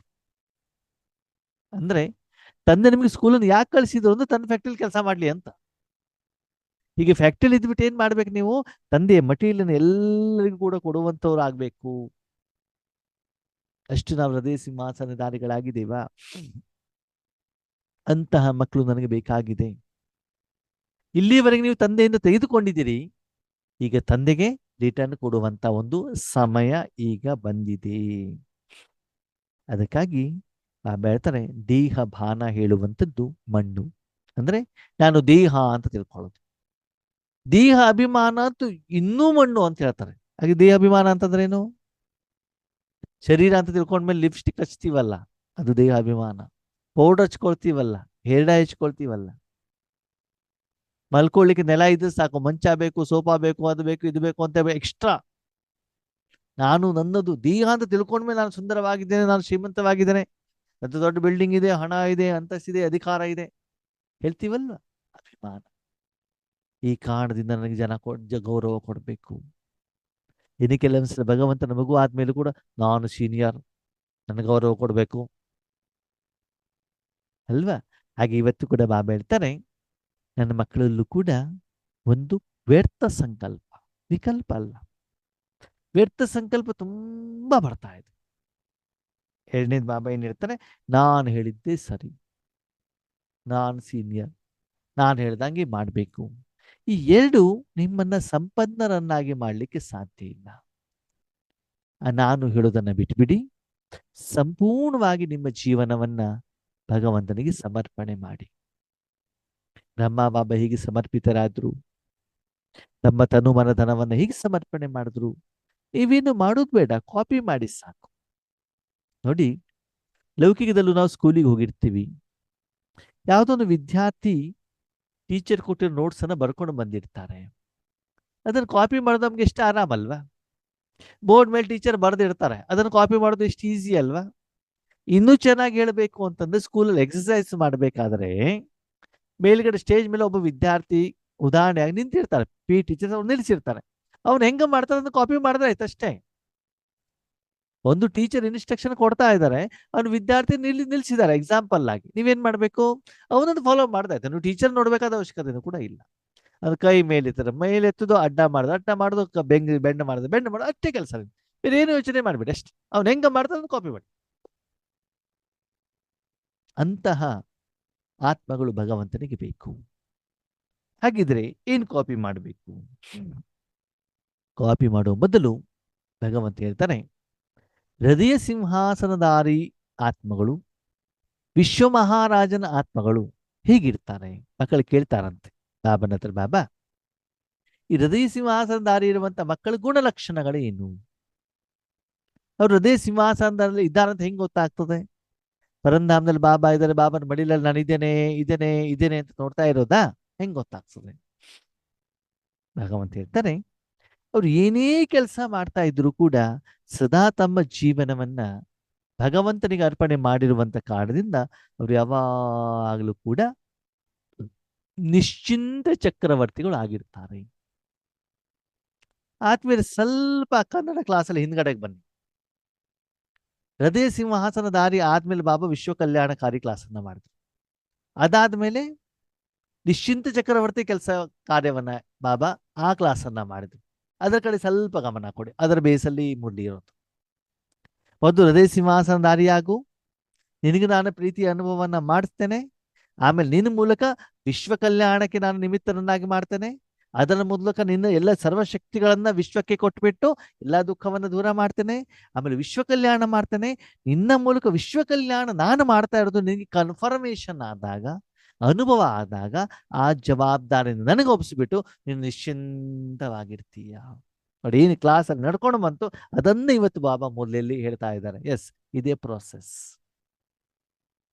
ಬಂದು ಹೃದಯ ಸಿಂಹಾಸನದ ಸುಖವನ್ನು ಅನುಭವಿಸು, ಆಮೇಲೆ ಸರ್ವಶಕ್ತಿಗಳ ಮೂಲಕ ನಿನ್ನನ್ನು ಸ್ವಚ್ಛ ಮಾಡ್ತಾನೆ, ವಿಶ್ವವನ್ನು ಸ್ವಚ್ಛ ಮಾಡ್ತಾನೆ, ವಿಶ್ವಕ್ಕೆ ಬೇಕಾಗಿರುವಂಥ ದಿವ್ಯ ಗುಣಗಳನ್ನು ಕೊಡ್ತಾ ಕೊಡ್ತಾ ಕೊಡ್ತಾ ಕೊಡ್ತಾ ವಿಶ್ವ ಕಲ್ಯಾಣವನ್ನ ಮಾಡ್ತೇನೆ. ಯಾವಾಗ ಭಗವಂತನಿಂದ ಈ ಕಾರ್ಯ ನಡೀತಾ ಇದೆ ಹೇಳುವಂತ ಒಂದು ಅನುಭವ, ಅನುಭಾವ, ಅನುಭೂತಿ ನಿನಗೆ ಗೊತ್ತಾಗ್ತದೋ ಅವಾಗ ನಿಶ್ಚಿಂತ, ಯಾವುದೇ ಕೆಲಸ, ಯಾವುದೇ ಕಾರ್ಯ ಎಲ್ಲಿ ಬೇಕಾದ್ರೂ ಇರ್ಲಿ, ಸರಿಯಾಗತ್ತೋ ಇಲ್ವೋ, ಸಫಲತೆ ಆಗತ್ತೋ ಆಗಲ್ವೋ, ಆಗದಿದ್ರೆ ಏನ್ ಮಾಡೋದು, ಇದು ಯಾವುದೇ ರೀತಿಯ ಚಿಂತೆ ಅವರ ಮನಸ್ಸಿನಲ್ಲಿ ಇರುವುದಿಲ್ಲ. ಅವರು ನಿಶ್ಚಿಂತ ಚಕ್ರವರ್ತಿಗಳು. ನೋಡಿ, ಹಿಂದಿನ ಆ ಒಂದು ವಿಷಯವನ್ನು ನಾವು ಅರ್ಥ ಮಾಡ್ಕೊಂಡಾಗ ಮಾತ್ರ ಈ ಮುರುಳಿ ಏನು ಅಂತ ಅರ್ಥ ಆಗೋದು. ಅದಕ್ಕೆ ನಾವು ಪದೇ ಪದೇ ಹೇಳೋದು, ಮುರುಳಿ ಶಬ್ದವನ್ನ ಮೊದಲು ಅರ್ಥ ಮಾಡ್ಕೊಳ್ಳಿ, ಅವಾಗ ಮಾತ್ರ ಮುರುಳಿ ನಿಮ್ಗೆ ಅರ್ಥ ಆಗ್ತದೆ. ಯಾವ ಹಂತ ಆದ್ಮೇಲೆ ಯಾವ ಹಂತ, ಅದು ಸ್ಪಷ್ಟತೆ ಇರಬೇಕು, ಅವಾಗ ಮಾತ್ರ ಮುರುಳಿ ಅರ್ಥ ಆಗುತ್ತೆ. ಇಲ್ಲ ಕ್ಲಿಯರಿಟಿ ಸಿಗೋದಿಲ್ಲ ನಿಮಗೆ. ಮೊದಲು ಹೃದಯ ಸಿಂಹಾಸನಧಾರಿಗಳ ಬಗ್ಗೆ ಹೇಳ್ತಾರೆ ಬಾಬಾ, ವಿಶ್ವ ಮಹಾರಾಜನ ಬಗ್ಗೆ ಹೇಳ್ತಾರೆ, ಅದರ ಆಧಾರದ ಮೇಲೆ ಬಾಬಾ ಹೇಳ್ತಾರೆ ನಿಶ್ಚಿಂತ ಚಕ್ರವರ್ತಿಗಳು ಅಂತ ಹೇಳ್ತಾರೆ. ಅದಾದ್ಮೇಲೆ ಬಾಬಾ ಹೇಳ್ತಾರೆ ನಿರಾಕಾರಿ ನಿರ್ವಿಕಾರಿ ಅಂತ ಅಲ್ವಾ. ಆ ಎಲ್ಲ ಪಾಠ ನಾವು ಮೊದಲು ಕೇಳಿದ್ದಿದ್ರೆ, ಅರ್ಥ ಮಾಡ್ಕೊಂಡಿದ್ರೆ ಮಾತ್ರ ಈ ಮುರುಳಿ ನಮಗೆ ಅರ್ಥ ಆಗ್ತದೆ.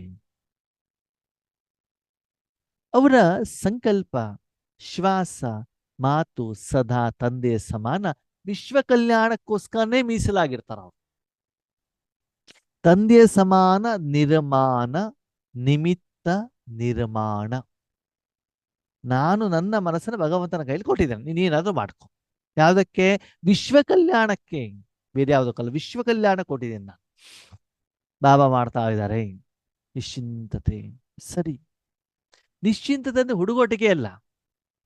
ಹುಡುಗಾಟಿಕೆ ಅಂತಂದ್ರೆ ಬೆಳಗ್ಗೆ ಎದ್ರು ಆಗ್ತದೆ, ಎಳ್ದಿದ್ರು ಆಗುತ್ತೆ. ಯಾಕಂದ್ರೆ ನಿಶ್ಚಿಂತ ಚಕ್ರವರ್ತಿ ಅಲ್ಲ. ಮುರಳಿ ಓದಿದ್ರು ಆಗ್ತದೆ, ಓದಿದ್ರು ಆಗ್ತದೆ, ನಿಶ್ಚಿಂತ ಚಕ್ರವರ್ತಿ ಅಲ್ವಾ. ಯಾವಾಗ ಬೇಕಾದ್ರೂ ಜೂಮ್ ಅಲ್ಲಿ ಬಂದು ಯಾವಾಗ ಬೇಕಾದ್ರೂ ಹೋಗಿ, ಯಾಕೆ ಏನು ಟೆನ್ಷನ್ ಇಲ್ಲ, ಎಲ್ಲ ಅಪ್ಪಂದಲ್ವಾ. ಇದು ನಿಶ್ಚಿಂತ ಚಕ್ರವರ್ತಿ ಅಲ್ಲ, ಇದು ಅಲ್ಬೇ ಇಲ್ಲ ಅಪ್ಪನ್. ಉಲ್ಟಾ ಜ್ಞಾನ ತಗೊಂಡ್ಬಿಡ್ಬೇಡಿ ಅಂತ ಹೇಳ್ತಾರೆ ಬಾಬಾ. ಬಾಬಾ ತುಂಬಾ ಬುದ್ಧಿವಂತ, ನನ್ನ ಹತ್ರ ಎಂತೆಂತ ಮಕ್ಕಳಿದ್ದಾರೆ ಅಂತ ಎಲ್ಲ ಗೊತ್ತು ಬಾಬುನಿ. ನಿಶ್ಚಿಂತ ಚಕ್ರವರ್ತಿ ಯಾವಾಗ ಗೊತ್ತಾ? ನಿನ್ನ ತನು ಮನ ಧನವಂತ ಭಗವಂತನ ಕೈಯಲ್ಲಿ ಕೊಟ್ಟು ಭಗವಂತ ವಿಶ್ವ ಕಲ್ಯಾಣ ಮಾಡ್ತಾ ಇರುವಂತ ಅನುಭವ ನಿನಗೆ ಆಗ್ತಾ ಇದ್ದ ಮೇಲೆ ನೀನು ನಿಶ್ಚಿಂತ ಆಗ್ಬೇಕು ಹೊರತು ಅದರ ಮೊದಲು ನಿಶ್ಚಿಂತ ಆಗಂಗಿಲ್ಲ ನೀವು. ನಿಮ್ಮ ಮನೆಗೆ ಯೋಗೇಶ್ ಅಣ್ಣಿಗೆ 1 ವಾರ ಮನೆ ಕಾಯ್ಲಿಕ್ಕೆ ಬಿಡಬೇಕು ಅಂತಂದ್ರೆ, ಅವ್ರ ಮನೆ ಬಂದು ಸೇರಿ 2 ದಿನ ಇದ್ದು ಅವರೆಲ್ಲ ಸರಿಯಾಗಿ ಕಸ ಗುಡಿಸಿ ನೆಲ ಒರೆಸಿ ಪಾತ್ರೆ ತೊಳೆದು ಇಲ್ಲ ಕರೆಕ್ಟ್ ಆಗಿ ಇಡ್ತಾ ಇರೋದು ಗೊತ್ತಾದ್ಮೇಲೆ ನೀವೇನ್ ಮಾಡ್ಬೋದು? ಬೇರೆ ಕಡೆಗೆ ಹೋಗ್ಬೋದು ಅಲ್ವಾ. ಹಾಗೆ ಭಗವಂತ ಆ ಕಾರ್ಯ ಮಾಡ್ತಾ ಇರುವಂತ ನಿಮ್ಗೆ ಏನಾಗ್ಬೇಕಾಗ್ತದೆ? ಗೊತ್ತಾಗ್ಬೇಕಾಗ್ತದೆ, ಅನುಭವ ಆಗ್ಬೇಕು. ಅದು ವಿಶ್ವ ಕಲ್ಯಾಣದ್ದು ಅಷ್ಟು ಶಕ್ತಿ ಪ್ರವಾಹ ಆಗಿದ್ದು ನಿಮ್ಗೆ ಗೊತ್ತಾಗ್ಬೇಕಾಗ್ತದೆ. ಆ ನಂತರ ನೀವು ನಿಶ್ಚಿಂತರಾಗಬಹುದು. ಹಾಗೆ ಆ ಆತ್ಮಗಳಿಗೆ ಸಂಪೂರ್ಣವಾಗಿ ಪರಮಾತ್ಮನ ಕಾರ್ಯದಲ್ಲಿ ಪರಮಾತ್ಮ ನನ್ನ ಜೊತೆಗೆ ಇದ್ದಾರೆ, ಅವ್ರ ಶಕ್ತಿ ಪ್ರವಾಹ ಆಗ್ತಾ ಇದೆ, ಪ್ರತಿಯೊಂದು ಕರ್ಮದಲ್ಲಿ ಸಫಲತೆ ಆಗ್ತಾ ಇದೆ, ಖುಷಿ ಆಗ್ತಾ ಇದೆ. ಹಾ, ಸಫಲತೆ ಅಂತಂದ್ರೆ ನೀವು ಮಾಡಿರುವ ಸಂಕಲ್ಪ ಎಲ್ಲ ಸಾಕಾರ ಆಗ್ಬೇಕು ಅಂತಲ್ಲ, ಭಗವಂತ ನಿರಂತರವಾಗಿ ನಿಮ್ಮನ್ನು ಉಪಯೋಗ ಮಾಡ್ತಾ ಇರುವಂತಹ ಒಂದು ಅನುಭವ. ಏನು ಮುರಳಿ ನಡೀತಾ ಇದೆಯೋ ಅದೇ ರೀತಿ ಆಗ್ತಾ ಇದೆ, ನಿಮ್ಮ ಯೋಚನೆ ಚಿಂತನೆ ಎಲ್ಲ ಅದಕ್ಕೆ ತಕ್ಕಾಗಿ ಆಗ್ತಾ ಇದೆ ಅಂದ್ರೆ ಎಸ್ ದಿಸ್ ಇಸ್ ರೈಟ್. ನೀವು ಮತ್ತೆ ಹೆಚ್ಚಿಗೆ ಯೋಚನೆ ಮಾಡಬೇಕಾದಂತ ಅವಶ್ಯಕತೆ ಇರೋದಿಲ್ಲ. ಓಕೆ, ಅಂತ ಆತ್ಮಗಳು ಪ್ರತಿಯೊಂದು ವಿಷಯದಲ್ಲೂ ಪ್ರತಿಯೊಂದು ಕರ್ಮದಲ್ಲೂ ನಿಶ್ಚಿಂತ ಚಕ್ರವರ್ತಿಗಳಾಗಿರ್ತಾರೆ. ಅವ್ರಿಗೆ ಎಂದೂ ಯಾವುದೇ ಕರ್ಮದಲ್ಲಿ ಸುಸ್ತು ಅಂತ ಆಗೋದಿಲ್ಲ. ಸುಸ್ತಾಗೋದಿಲ್ಲ ಅಂತ ಮಾತ್ರಕ್ಕೆ ಅವ್ರು ಚೇರ್ ಮೇಲೆ ಆರಾಮಾಗಿ ಕೂತ್ಕೊಳ್ತಾರೆ ಅಂತ ಅಲ್ಲ ಆತ್ಮೀಯರೇ. ಈಗ ಇವತ್ತು ಕೂಡ ನಾನು 2-3 ದಿನ ನಮ್ಮನೆ ಹಿಂದ್ಗಡೆ ಹುಲ್ ತೆಗಿಲಿಕ್ಕೆ ಹೋಗ್ತಾ ಇದ್ದೇನೆ. ಬಿಸಿಲು ಇರ್ತದೆ, ಬೆವರು ಬರ್ತದೆ, ಸುಸ್ತು ಬರ್ತದೆ, ಸ್ವಲ್ಪ ಸ್ವಲ್ಪ ಕೂತ್ಕೊಳ್ತೇನೆ. ಸುಸ್ತು ಆಗ್ಲೇಬಾರ್ದು ಅಂತ ಹಂಗಲ್ಲ.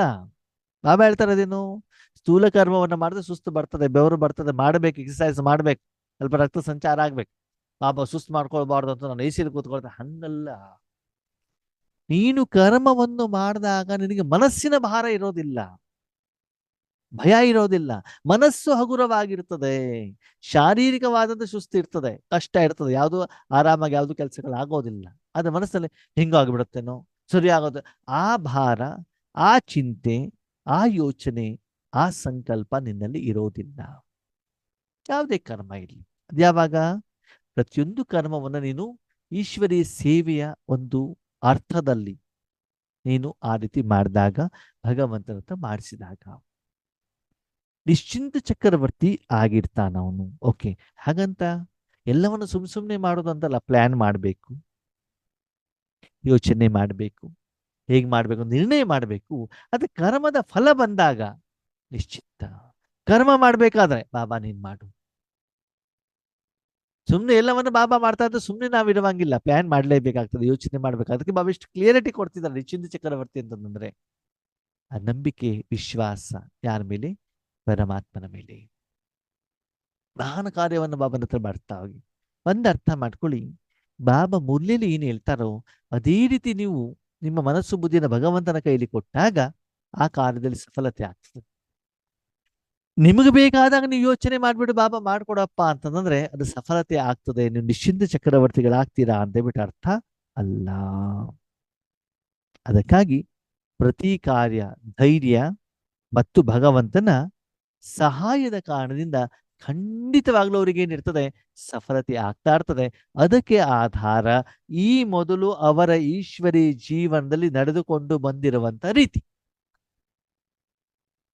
ಅವರು ಹೇಗೆ ಹೇಗೆ ವರ್ಷದಿಂದ ವರ್ಷಕ್ಕೆ ಭಗವಂತನ ಎದುರುಗಡೆ ಇಡ್ತಾ ಬಂದ್ರು, ಭಗವಂತನ ಉಪಯೋಗ ಮಾಡ್ಕೊಳ್ತಾ ಬಂದ್ರು, ಆ ಮೂಲಕ ಆಂತರಿಕವಾದಂಥ ಸಫಲತೆ ಅನುಭೂತಿಯನ್ನು ಮಾಡ್ಕೊಂಡು ಬರ್ತಾ ಹೋದ್ರು. ಅದರ ಆಧಾರದ ಮೇಲೆ ಅದು ಕಾನ್ಫಿಡೆನ್ಸ್ ಏನಾಗ್ತಾ ಹೋಗ್ತದೆ, ಹೆಚ್ಚಿಗೆ ಆಗ್ತಾ ಹೋಗ್ತದೆ. ಅದಕ್ಕಾಗಿ ನಿಮ್ಮನ್ನು ನೀವು ಚೆಕ್ ಮಾಡ್ಕೊಳ್ಳಿ ಆದ್ಮೇಲೆ. ಇದಕ್ಕಾಗಿ ತಂದೆಯನ್ನು ಕಾಪಿ ಮಾಡಬೇಕು ಅಂತಂದ್ರೆ ಬ್ರಹ್ಮ ಬಾಬಾ ಅವರ ಸಂಕಲ್ಪ, ತಂದೆಯ ಮಾತು, ತಂದೆಯ ಕರ್ಮ ಮೂರು ತಂದೆಯ ರೂಪದಲ್ಲಿ ಇದೆಯಾ.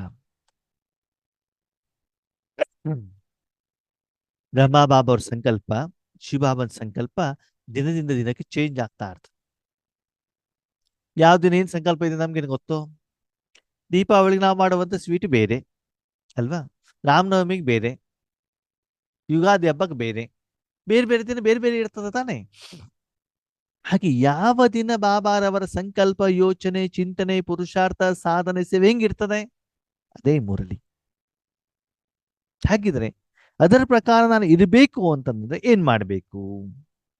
ಅದಕ್ಕೆ ಬಾಬಾ ಹೇಳ್ತಾರೆ, ಬ್ರಹ್ಮ ಬಾಬಾರವರ ಹೆಜ್ಜೆಯಲ್ಲಿ ಹೆಜ್ಜೆ ಇಟ್ಟು ಮುನ್ನಡೆಬೇಕು. ಅಂದ್ರೆ ಬಾಬಾ ಹೇಳ್ತಾರೆ, ಕೊನೆಯ ಸ್ಟೇಜ್ ನಿರಾಕಾರಿ, ನಿರಹಂಕಾರಿ, ನಿರ್ವಿಕಾರಿ. ನಾನು ಹೇಳೋದು ಇಲ್ವೇ ಇಲ್ಲ. ಲಾಸ್ಟ್ ವೀಕಿಂದ ಯೋಚನೆ ಮಾಡಿ ಆದ್ಮೇಲೆ ಬಾಬಾನ ಪ್ಲಾನ್ ಎಷ್ಟು ಸುಂದರವಾಗಿದೆ ಗೊತ್ತಾ. ಈ ಮುರಳಿ ನುಡಿಸ್ಬೇಕು ಅಂತಾನೆ ಲಾಸ್ಟ್ ಒಂದು 8-15 ದಿವಸದಿಂದ ಯೋಗದ ಬೇರೆ ಬೇರೆ ಬೇರೆ ಬೇರೆ ಲೇವಲ್ ಅನ್ನ ಬಾಬಾ ತಗೊಂಡಿದ್ದಾರೆ. ಇದರಲ್ಲಿ ದೇಹಾಭಿಮಾನದಿಂದ ಸ್ಟಾರ್ಟ್ ಮಾಡ್ಬಿಟ್ಟು ನಿರಾಕಾರಕ್ಕೆ ಬಂದು ತಲುಪಿದಾರೋ. ಏನು ಹೋದ ವಾರ ನಮಗೆ ಪಾಠವನ್ನ ಮಾಡಿದಾರೋ ಅದೇ ಪೂರ್ತಿ ಡಿಟೇಲ್ ವಿಷಯ ಮುರಳಿಲಿದೆ. ದೇಹಾಭಿಮಾನದಲ್ಲಿ ಬರಬಾರದು, ಅಲ್ಲಿಂದ ಶುರು ಮಾಡಿದ್ರು ಮಧ್ಯದಲ್ಲಿ. ಇಲ್ಲಿ ಬರಬೇಕು ನಿರಾಕಾರಿ. ನಾನು ಆತ್ಮನೂ ಕೂಡ ಇಲ್ಲ, ನನ್ನ ಮೂಲಕ ವಿಶ್ವ ಕಲ್ಯಾಣ ಮಾಡ್ತಾ ಇದ್ದಾರೆ ನಾನಿಲ್ಲ, ಅಲ್ಲಿ ಬಾಬಾ ಮಾತ್ರ ಇದ್ದಾರೆ ಅಷ್ಟೇ. ಬಾಬಾ ಮಾತ್ರ. ತನುನು ಬಾಬಂದು, ಮನನು ಬಾಬಂದು, ಎಲ್ಲನೂ ಕೂಡ ಬಾಬಂದೆ. ನಿರಾಕಾರಿ, ನಿರಹಂಕಾರಿ. ಅಹಂಕಾರ ಇರಬಾರ್ದು. ನೀನು ಮಾಡಿದ ತಾನೆ ಅಹಂಕಾರ. ಕರ್ಮದ ಫಲ ಬಂದಾಗ್ಲೂ ಕೂಡ ನಾನು ಅಂತ ಬರಬಾರದು. ನಿರ್ವಿಕಾರಿ. ಯಾವುದೇ ಸೇವೆಯನ್ನ ಮಾಡಿದ್ರು ಯಾವುದೇ ಇಚ್ಛೆ ಇಟ್ಕೊಂಡ್ಬಿಟ್ಟು ಮಾಡಬಾರ್ದು. ಸದಾಕಾಲ ಬಾಬಾ ಅಲ್ಲಿದ್ದಾರೆ ಮಾಡ್ತಾ ಇದ್ದಾರೆ, ಬಾಬಾ ಅಲ್ಲಿದ್ದಾರೆ ಮಾಡ್ತಿದ್ದಾರೆ ಅಷ್ಟೇ. ಬಾಬನಿಗೆಲ್ಲವನ್ನು ಒಪ್ಪಿಸಿಬಿಟ್ಟಿದ್ದೀನಿ ಅಷ್ಟೇ. ಬಾಬಾ ಅಲ್ಲಿದ್ದಾರೆ ಅಂತಂದ್ರೆ ಬಾಬಾರವರ ಸಪ್ತ ಗುಣಗಳ ಅನುಭವ ಆಗ್ತಾ ಇರ್ಬೇಕಂದ್ರೆ, ಒಂದು ಮಗುವನ್ನ ತಾಯಿ ಮಡಿಲಲ್ಲಿ ಇಟ್ಕೊಂಡು ಹೋದಾಗ ಎದುರುಗಡೆ ಯಾರು ಕೇಳಿದ್ರು ಕೂಡ ಆ ಮಗುವಿನ ಮೂಲಕನೇ ಆ ತಾಯಿ ಕೊಡಿಸ್ತಾನೆ. ಒಬ್ಬ ಬ್ರಾಹ್ಮಣ ತನ್ನ ಮಗನನ್ನ ದೇವಸ್ಥಾನ ಕರ್ಕೊಂಡು ಬಂದಾಗ ಏನ್ ಮಾಡ್ತಾನೆ ಗೊತ್ತಾ ನಿಮಗೆ? ಏನ್ ಮಾಡ್ತಾನೆ ಹೇಳಿ ನೋಡೋಣ. ಅವನು ಒಳಗಡೆ ಪೂಜೆ ಮಾಡ್ತಾ ಇರ್ತಾನೆ, ತೀರ್ಥ ಕೊಡ್ಲಿಕ್ಕೆ ಮಗನಿಗೆ ಕೊಡ್ಸಿರ್ತಾನೆ ಅಲ್ವಾ. ತೀರ್ಥ ಪ್ರಸಾದ ಕೊಡೋದು ಯಾರು? ಮಗ. ದಕ್ಷಿಣ ಯಾರಿಗೆ ಸಿಗ್ತದೆ? ಮಗನಿಗೆ ಸಿಗ್ತದೆ. ಮಗ ಏನ್ ಮಾಡ್ತಾನೆ, ನನಗೆ ಸಿಕ್ಕಿದ್ದು ಅಂತ ಹೇಳ್ಬಿಟ್ಟು ಲಾಸ್ಟಿಗೆ ಎತ್ಕೊಂಡೋಗ್ಬಿಡ್ತಾನೆ ಅಲ್ವಾ. ಹಾಗೇನೆ ಭಗವಂತ ತನ್ನ ಶಕ್ತಿನ ಯಾರಿಗೆ ಕೊಡಬೇಕು? ನಿಮ್ಮ ಮೂಲಕ ಕೊಡ್ತಾನೆ. ಅದೇನೆ ಆನಂದ, ಸುಖ, ಖುಷಿ. ಯಾವುದೇ ಕರ್ಮ ಮಾಡಬೇಕಾದ್ರೂ ಕೂಡ ನಿಮಗೆ ಆಂತರಿಕವಾಗಿ ಒಳಗಡೆಯಿಂದ ಆ ಶಕ್ತಿ ಪ್ರವಾಹ ಆಗ್ತಾ ಇದೆಯಾ ಅಂದ್ರೆ ನೀವು ಬ್ರಾಹ್ಮಣರಾಗಿದ್ದೀರಿ ಅಂತ ಅರ್ಥ. ಆ ಪೇಷಂಟಿಗೆ ಕೊಡ್ತಿದ್ರೆ, ಬಿಂದು ಕೊಡ್ತಿದ್ರೆ, ಕಿರಣ ಕೊಡ್ತಾ ಅದಲ್ಲ, ಈ ಶಕ್ತಿಗಳ ಪ್ರವಾಹ ಆಗ್ತಾ ಇರ್ಬೇಕು. ದಿನದಿಂದ ದಿನಕ್ಕೆ ಜಾಸ್ತಿ ಆಗ್ತಾರೆ. ಅದನ್ನ ನಿಮ್ಮನ್ನು ನೀವೇನ್ ಮಾಡ್ಕೊಳ್ಳಿ, ಚೆಕ್ ಮಾಡ್ಕೊಳ್ಳಿ. ಈ ಸ್ಥಿತಿ ನಮ್ದು ಬಂದಿದೆಯಾ, ನಿರಂತರವಾಗಿದೆಯಾ, ಕರ್ಮ ಮಾಡ್ತಾ ಇದ್ದಾಗ್ಲೂ ಕೂಡ ಆ ಸ್ಥಿತಿ ಇದೆಯಾ. ನಿರಾಕಾರ ಶಾಂತ, ನಾನು ಇಲ್ವೇ ಇಲ್ಲ ಅಲ್ಲಿ, ನನ್ನ ಮೂಲಕನೂ ಕೂಡ ಹೋಗ್ತಾ ಇಲ್ಲ, ಕೇವಲ ಬಾಬಾ ಮಾತ್ರ ಇದ್ದಾರೆ. ನಾನು ಹೇಳುವಂತ ಅಸ್ತಿತ್ವನೇ ಇಲ್ಲ, ಸಂಪೂರ್ಣ ಬಾಬದಾದ ಇದ್ದಾರೆ ಅಷ್ಟೇ. ಏನು ಕೊಟ್ಟಿದ್ದಾನೆ ಗೊತ್ತೇ ಇಲ್ಲ ಅಂತಂದ ಮೇಲೆ ಅಹಂಕಾರ ಎಲ್ಲಿಂದ ಬರ್ತದೆ ಆತ್ಮೀಯರೇ? ಹಾಗಂತ ನಿದ್ರಾವಸ್ಥೆ ಸ್ಥಿತಿಯಲ್ಲ, ಬಾಬಾ ಕೊಡ್ತಾ ಇದ್ದಾರೆ ಹೇಳುವಂಥದ್ದು ಆ ಸಪ್ತ ಗುಣಗಳ ಅನುಭವ ನಿಮ್ಗೆ ಆಗ್ತಾ ಇರ್ತದೆ. ಆ ಸ್ಟೇಜ್ ಹೇಳುವಂಥದ್ದು ನಿಮಗೆ ನಿರಂತರವಾಗಿ ಏನಾಗಬೇಕಾಗ್ತದೆ, ಬರಬೇಕಾಗ್ತದೆ. ಅದಕ್ಕಾಗಿ ಮಕ್ಕಳೇ, ಸಣ್ಣ ಸಣ್ಣ ವಿಕಾರಗಳಿಂದ, ಬಲಹೀನತೆಯಿಂದ ಹೊರಗಡೆಗೆ ಬಂದಿದ್ದೀರಿ. ಆದ್ರೆ ಇನ್ನೂ ಸ್ವಲ್ಪ ಸಣ್ಣ ಸಣ್ಣದಿದೆ. ಇದೇನಂತ, ನಾನು ಮಾಡಿದ ಸರಿ, ನಾನು ಹೇಳಿದ ಜ್ಞಾನನೇ ಸರಿ, ನಾನು ಹೇಳುವಂತ ಯೋಗನೇ ಸರಿ. ನಿಮ್ಗಲ್ಲ, ನನಗೆ ಹೇಳ್ತಾ ಇರೋದು. ಯೋಗೇಶನಿಗೆ ಸರಿಯಾಗಿ ಸ್ಕ್ರೂ ಟೈಟ್ ಮಾಡ್ತಿದ್ದಾರೆ ಬಾಬು. ಸರಿನಾ? ಅದನ್ನು ಕೂಡ ಇರಕೂಡದು. ಬಾಬನಿಗೆ ಒಪ್ಪಿಸ್ಬೇಕು. ಯಾರಿಗೆ ಹೇಗೆ ಬೇಕೋ ಅದನ್ನು ಬಾಬಾ ಕೊಡ್ತಾರೆ. ಗೊತ್ತಿರ್ಲಿ ಆದ್ಮೇಲೆ ಸ್ಟೂಡೆಂಟ್ಸ್ಗಳಿಗಿಂತ ಟೀಚರಿಗೆ ಸರಿಯಾಗಿ ಬಾಬಾ ಏನ್ ಮಾಡ್ತಾರೆ, ಸ್ಕ್ರೂ ಟೈಟ್ ಮಾಡ್ತಾರೆ. ಯಾರು ಹತ್ತಿರದಲ್ಲಿ ಇರ್ತಾರಲ್ಲ ಅವ್ರು ಸರಿಯಾಗಿ ಬೈತಾರೆ, ನಿಮ್ಗೆ ಗೊತ್ತಾಗೋದಿಲ್ಲ. ಪ್ರೀತಿನೂ ಹಂಗೇ ಮಾಡ್ತಾರೆ, ಹಾಗೇ ಬೈತಾರೆ. ಅವನವ್ರ ಅದ ಹೆಂಗೆ ಹೆಂಗೆ ಅಂತ ಹೇಳ್ತೀನಿ ಕೇಳಿ. ನಿಮ್ಮ ಮನೆಯವರು ಯಾರಿಗೆ ಹೆಚ್ಚಿಗೆ ಪ್ರೀತಿ ಮಾಡ್ತಾರೆ? ನಿಮ್ಮನ್ನೇ. ಬೈಯೋದು ಯಾರಿಗೆ? ನಿಮ್ಮನ್ನೇ. ಹೊಡೆಯೋದು ಯಾರಿಗೆ? ನಿಮ್ಮನ್ನೇ. ಅಂತಾನೆ. ಪತಿ ಪತ್ನಿಯ ಸಂಬಂಧದಲ್ಲಿ ಇರ್ತದೆ, ತುಂಬಾ ಪ್ರೀತಿನೂ ಕೂಡ ಇರ್ತದೆ, ಜಗಳಗಳು ಕೂಡ ಇರ್ತದೆ. ಊರಿಂದೆಲ್ಲ ತಗೊಂಡು ಬಂದು ಸಿಟ್ಟನ್ನ ಹಾಕೋದು ಕೂಡ ನಿಮ್ಮ ಮೇಲೇನೆ ಅಲ್ಲ, ಪ್ರಹಾರ ಮಾಡೋದು ಯಾರ ಮೇಲೆ? ನಿಮ್ಮ ಮೇಲೇನೆ ಅಲ್ವಾ? ಹಾಗೆ ಇಲ್ಲೂ ಕೂಡ ಬಾಬಾ ಏನ್ ಹೇಳ್ತಾರೆ, ಸರಿಯಾಗಿ ಮೂರ್ತಿಯಾಗ ಟಕ ಟಕ ಟಕ ಟಕ ಅಂತ ಕೆತ್ತೋದು ಕೂಡ ಯಾರು? ಬಾಬಾ ನಮ್ಮನ್ನೇ. ಟೆಸ್ಟಿಂಗ್ ಪೇಪರ್ ಕೊಡೋದು ನಮ್ಗೆ, ಎಕ್ಸಾಮ್ ಕೊಡೋದು ನಮ್ಗೇನೆ ಅಲ್ವಾ? ಅದು ಎಷ್ಟು ಎಕ್ಸಾಮ್ ಕೊಟ್ಟವನು ಕೂಡ ಅವನು ಜೊತೆಯಲ್ಲಿರುವಂತ ಕಾರಣದಿಂದ ನಮ್ಗೆಲ್ಲೂ ಕೂಡ ಏನಾಗೋದಿಲ್ಲ, ಭಯ ಆಗ್ಲಿಕ್ಕೆ ಸಾಧ್ಯವಿಲ್ಲ. ಅದಕ್ಕಾಗಿ ಮಕ್ಕಳೇ, ಸ್ವಲ್ಪ ಅಂಶ ಇದ್ದೂ ಕೂಡ ಮುಂದೆ ಒಂದು ದಿನ ಅದು ನಿಮ್ಗೆ ಮೋಸ ಮಾಡ್ಬೋದು. ಆ ಅಂಶವನ್ನು ಬಿಟ್ಬೇಡಿ. ನಾನು ಹೇಳುವಂತ ಭಾವದಿಂದ, ನಾನು ಹೇಳುವಂತ ಶಕ್ತಿಯಿಂದ ಹೊರಗಡೆಗೆ ಬನ್ನಿ. ಅದು ಸಿಂಪಲ್ ಆಗಿ ಬಾಬೆ ನಡೆದು, ಇಲ್ಲಿವರೆಗೆ ನೀವು ಬಾಬಾ ಅದನ್ನು ಕೊಡು, ಇದನ್ನು ಕೊಡು, ನಾನು ಸತ್ಯುಗದ ರಾಜ ಆಗ್ಬೇಕು, ವಿಶ್ವ ಮಹಾರಾಜನಾಗ್ಬೇಕು, ವಿಶ್ವ ಕಲ್ಯಾಣಕಾರಿ ಆಗ್ಬೇಕು, ವಾಸ್ತು ಸರ್ವಶಕ್ತಿವಾನ ಎಲ್ಲ ಬೇಡದ್ರಲ್ಲ, ನಾನು ಕೊಟ್ಟಿದ್ದೇನೆ ತಾನೆ. ಇವಾಗ ಏನು ಬೇಡಬೇಡಿ. ಇವಾಗ ನಿಮ್ಮ ಮನಸ್ಸು ನನ್ನ ಕೈಲಿ ಕೊಡೋದಷ್ಟು, ಉಳಿದಿದೆಲ್ಲ ಕೆಲಸ ನಂದು. ಯಾರಿಗೆ ಯಾವಾಗ ಯಾವ ಸಮಯ ಏನು ಕೊಡಬೇಕು ಅದು ನನ್ನ ಕೆಲಸ. ನೀವು ಯಾವುದನ್ನು ಕೂಡ ಬೇಡಬೇಡಿ. ಬೇರೆ ಬೇರೆ ಹಂತವನ್ನ ಕೇಳಿದ್ರಿ, ನೀವು ಶಿಕ್ಷಣವನ್ನ ಕೇಳಿದ್ರಿ, ಯೋಗದ ಬೇರೆ ಬೇರೆ ಹಂತವನ್ನ ಕೇಳಿದಿರಿ, ಸೇವೆಯ ಫಲವನ್ನ ಕೇಳಿದಿರಿ. ಇವಾಗ ಇನ್ನ ಮೇಲಿನ ನಿಮ್ಮ ಜೀವನದ ಸಂಪೂರ್ಣ ಜವಾಬ್ದಾರಿ ನನ್ನದು. ಕೇವಲ ನೀವೆಲ್ಲೇ ಇದ್ರೂ ಕೂಡ ನಿಮ್ಮ ಮನಸ್ಸನ್ನ ನನಗೆ ಒಪ್ಸೋದಷ್ಟೇ ನಿಮಗೆ ಕೆಲಸ. ನಾನು ಅದನ್ನು ಉಪಯೋಗ ಮಾಡ್ತಾ ಇದ್ದೇನೋ ಇಲ್ವೋ ಅದನ್ನು ಚೆಕ್ ಮಾಡ್ತಾ ಇರುವಂಥದ್ದು, ಅನುಭವಿಸೋದು ಅಷ್ಟೇ ನಿಮ್ಮ ಕೆಲಸ ಮಕ್ಕಳೇ, ಬೇರೆ ಯಾವುದು ನಿಂದಲ್ಲ. ಅಂದ್ರೆ ಶಾರೀರಿಕವಾಗಿ ನಿಮ್ಮನ್ನು ಎಲ್ಲೇ ಇಟ್ಟೂ ಕೂಡ ಮಾನಸಿಕವಾಗಿ ನೀವು ಈಶ್ವರನ ಸೇವಾಧಾರಿ. ಹೇಗೆ ದಾದಿಯರು, ರಮಾ ಬಾಬಾ ತಮ್ಮ ಜೀವನವನ್ನ ಯಜ್ಞದಲ್ಲೇ ಈಶ್ವರಿ ವಿಶ್ವವಿದ್ಯಾಲಯದಲ್ಲೇ ಇಟ್ಟುಬಿಟ್ಟು ತನ್ನ ಜೀವನವನ್ನ ಭಗವಂತನಿಗೆ ಅರ್ಪಣೆ ಮಾಡಿದ್ರಲ್ಲ, ಹಾಗೆ ನೀವು ಗೃಹಸ್ಥಾಶ್ರಮದಲ್ಲಿ ಇರ್ತಾ, ನಿಮ್ಮ ನಿಮ್ಮ ಮನೆಗಳಲ್ಲಿ ಇರ್ತಾ, ಅಲ್ಲೇ ಇದ್ದು ಮನಸ್ಸನ್ನ ಮಾತ್ರ ಸಂಪೂರ್ಣವಾಗಿ ಬೆಳಗಿಂದ ಸಾಯಂಕಾಲ ಭಗವಂತನಿಗೆ ಕೊಡಿ. ಶರೀರವನ್ನು ನಾವು ಈಶ್ವರ ಯಜ್ಞದಲ್ಲಿ ಇಟ್ಟುಬಿಟ್ಟು ಮನಸ್ಸನ್ನ ಲೌಕಿಕರ ಕಡೆಗೆ ಇಟ್ಟರೆ ಏನೂ ಪ್ರಯೋಜನ ಇಲ್ಲ. ಭಾವನೆಗೆ ಬೇಕಾಗಿರುವಂಥದ್ದು ಮನಸ್ಸು ಅಲ್ವಾ?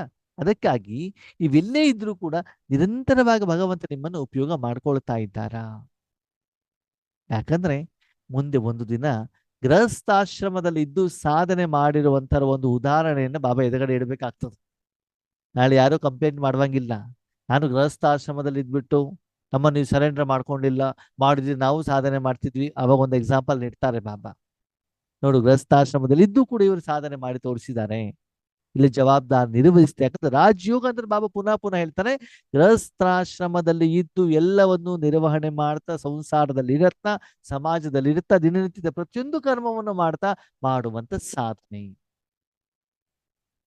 ಹೊರಗಡೆಯಿಂದ ಬಟ್ಟೆಯಿಂದ ಆಗ್ಲಿ, ತೋರಿಕೆಯಿಂದಾಗ್ಲಿ, ಆಕಾರದಿಂದಾಗ್ಲಿ ಸಾಧು ಸನ್ಯಾಸಿ ಆಗ್ಬಿಟ್ಟು ತೋರಿಸುವಂಥದ್ದಲ್ಲ, ಒಳಗಡೆಯಿಂದ ನಾವು ಪರಿವರ್ತನೆ ಆಗ್ಬಿಟ್ಟು ನಾವು ತೋರಿಸುವಂಥದ್ದು.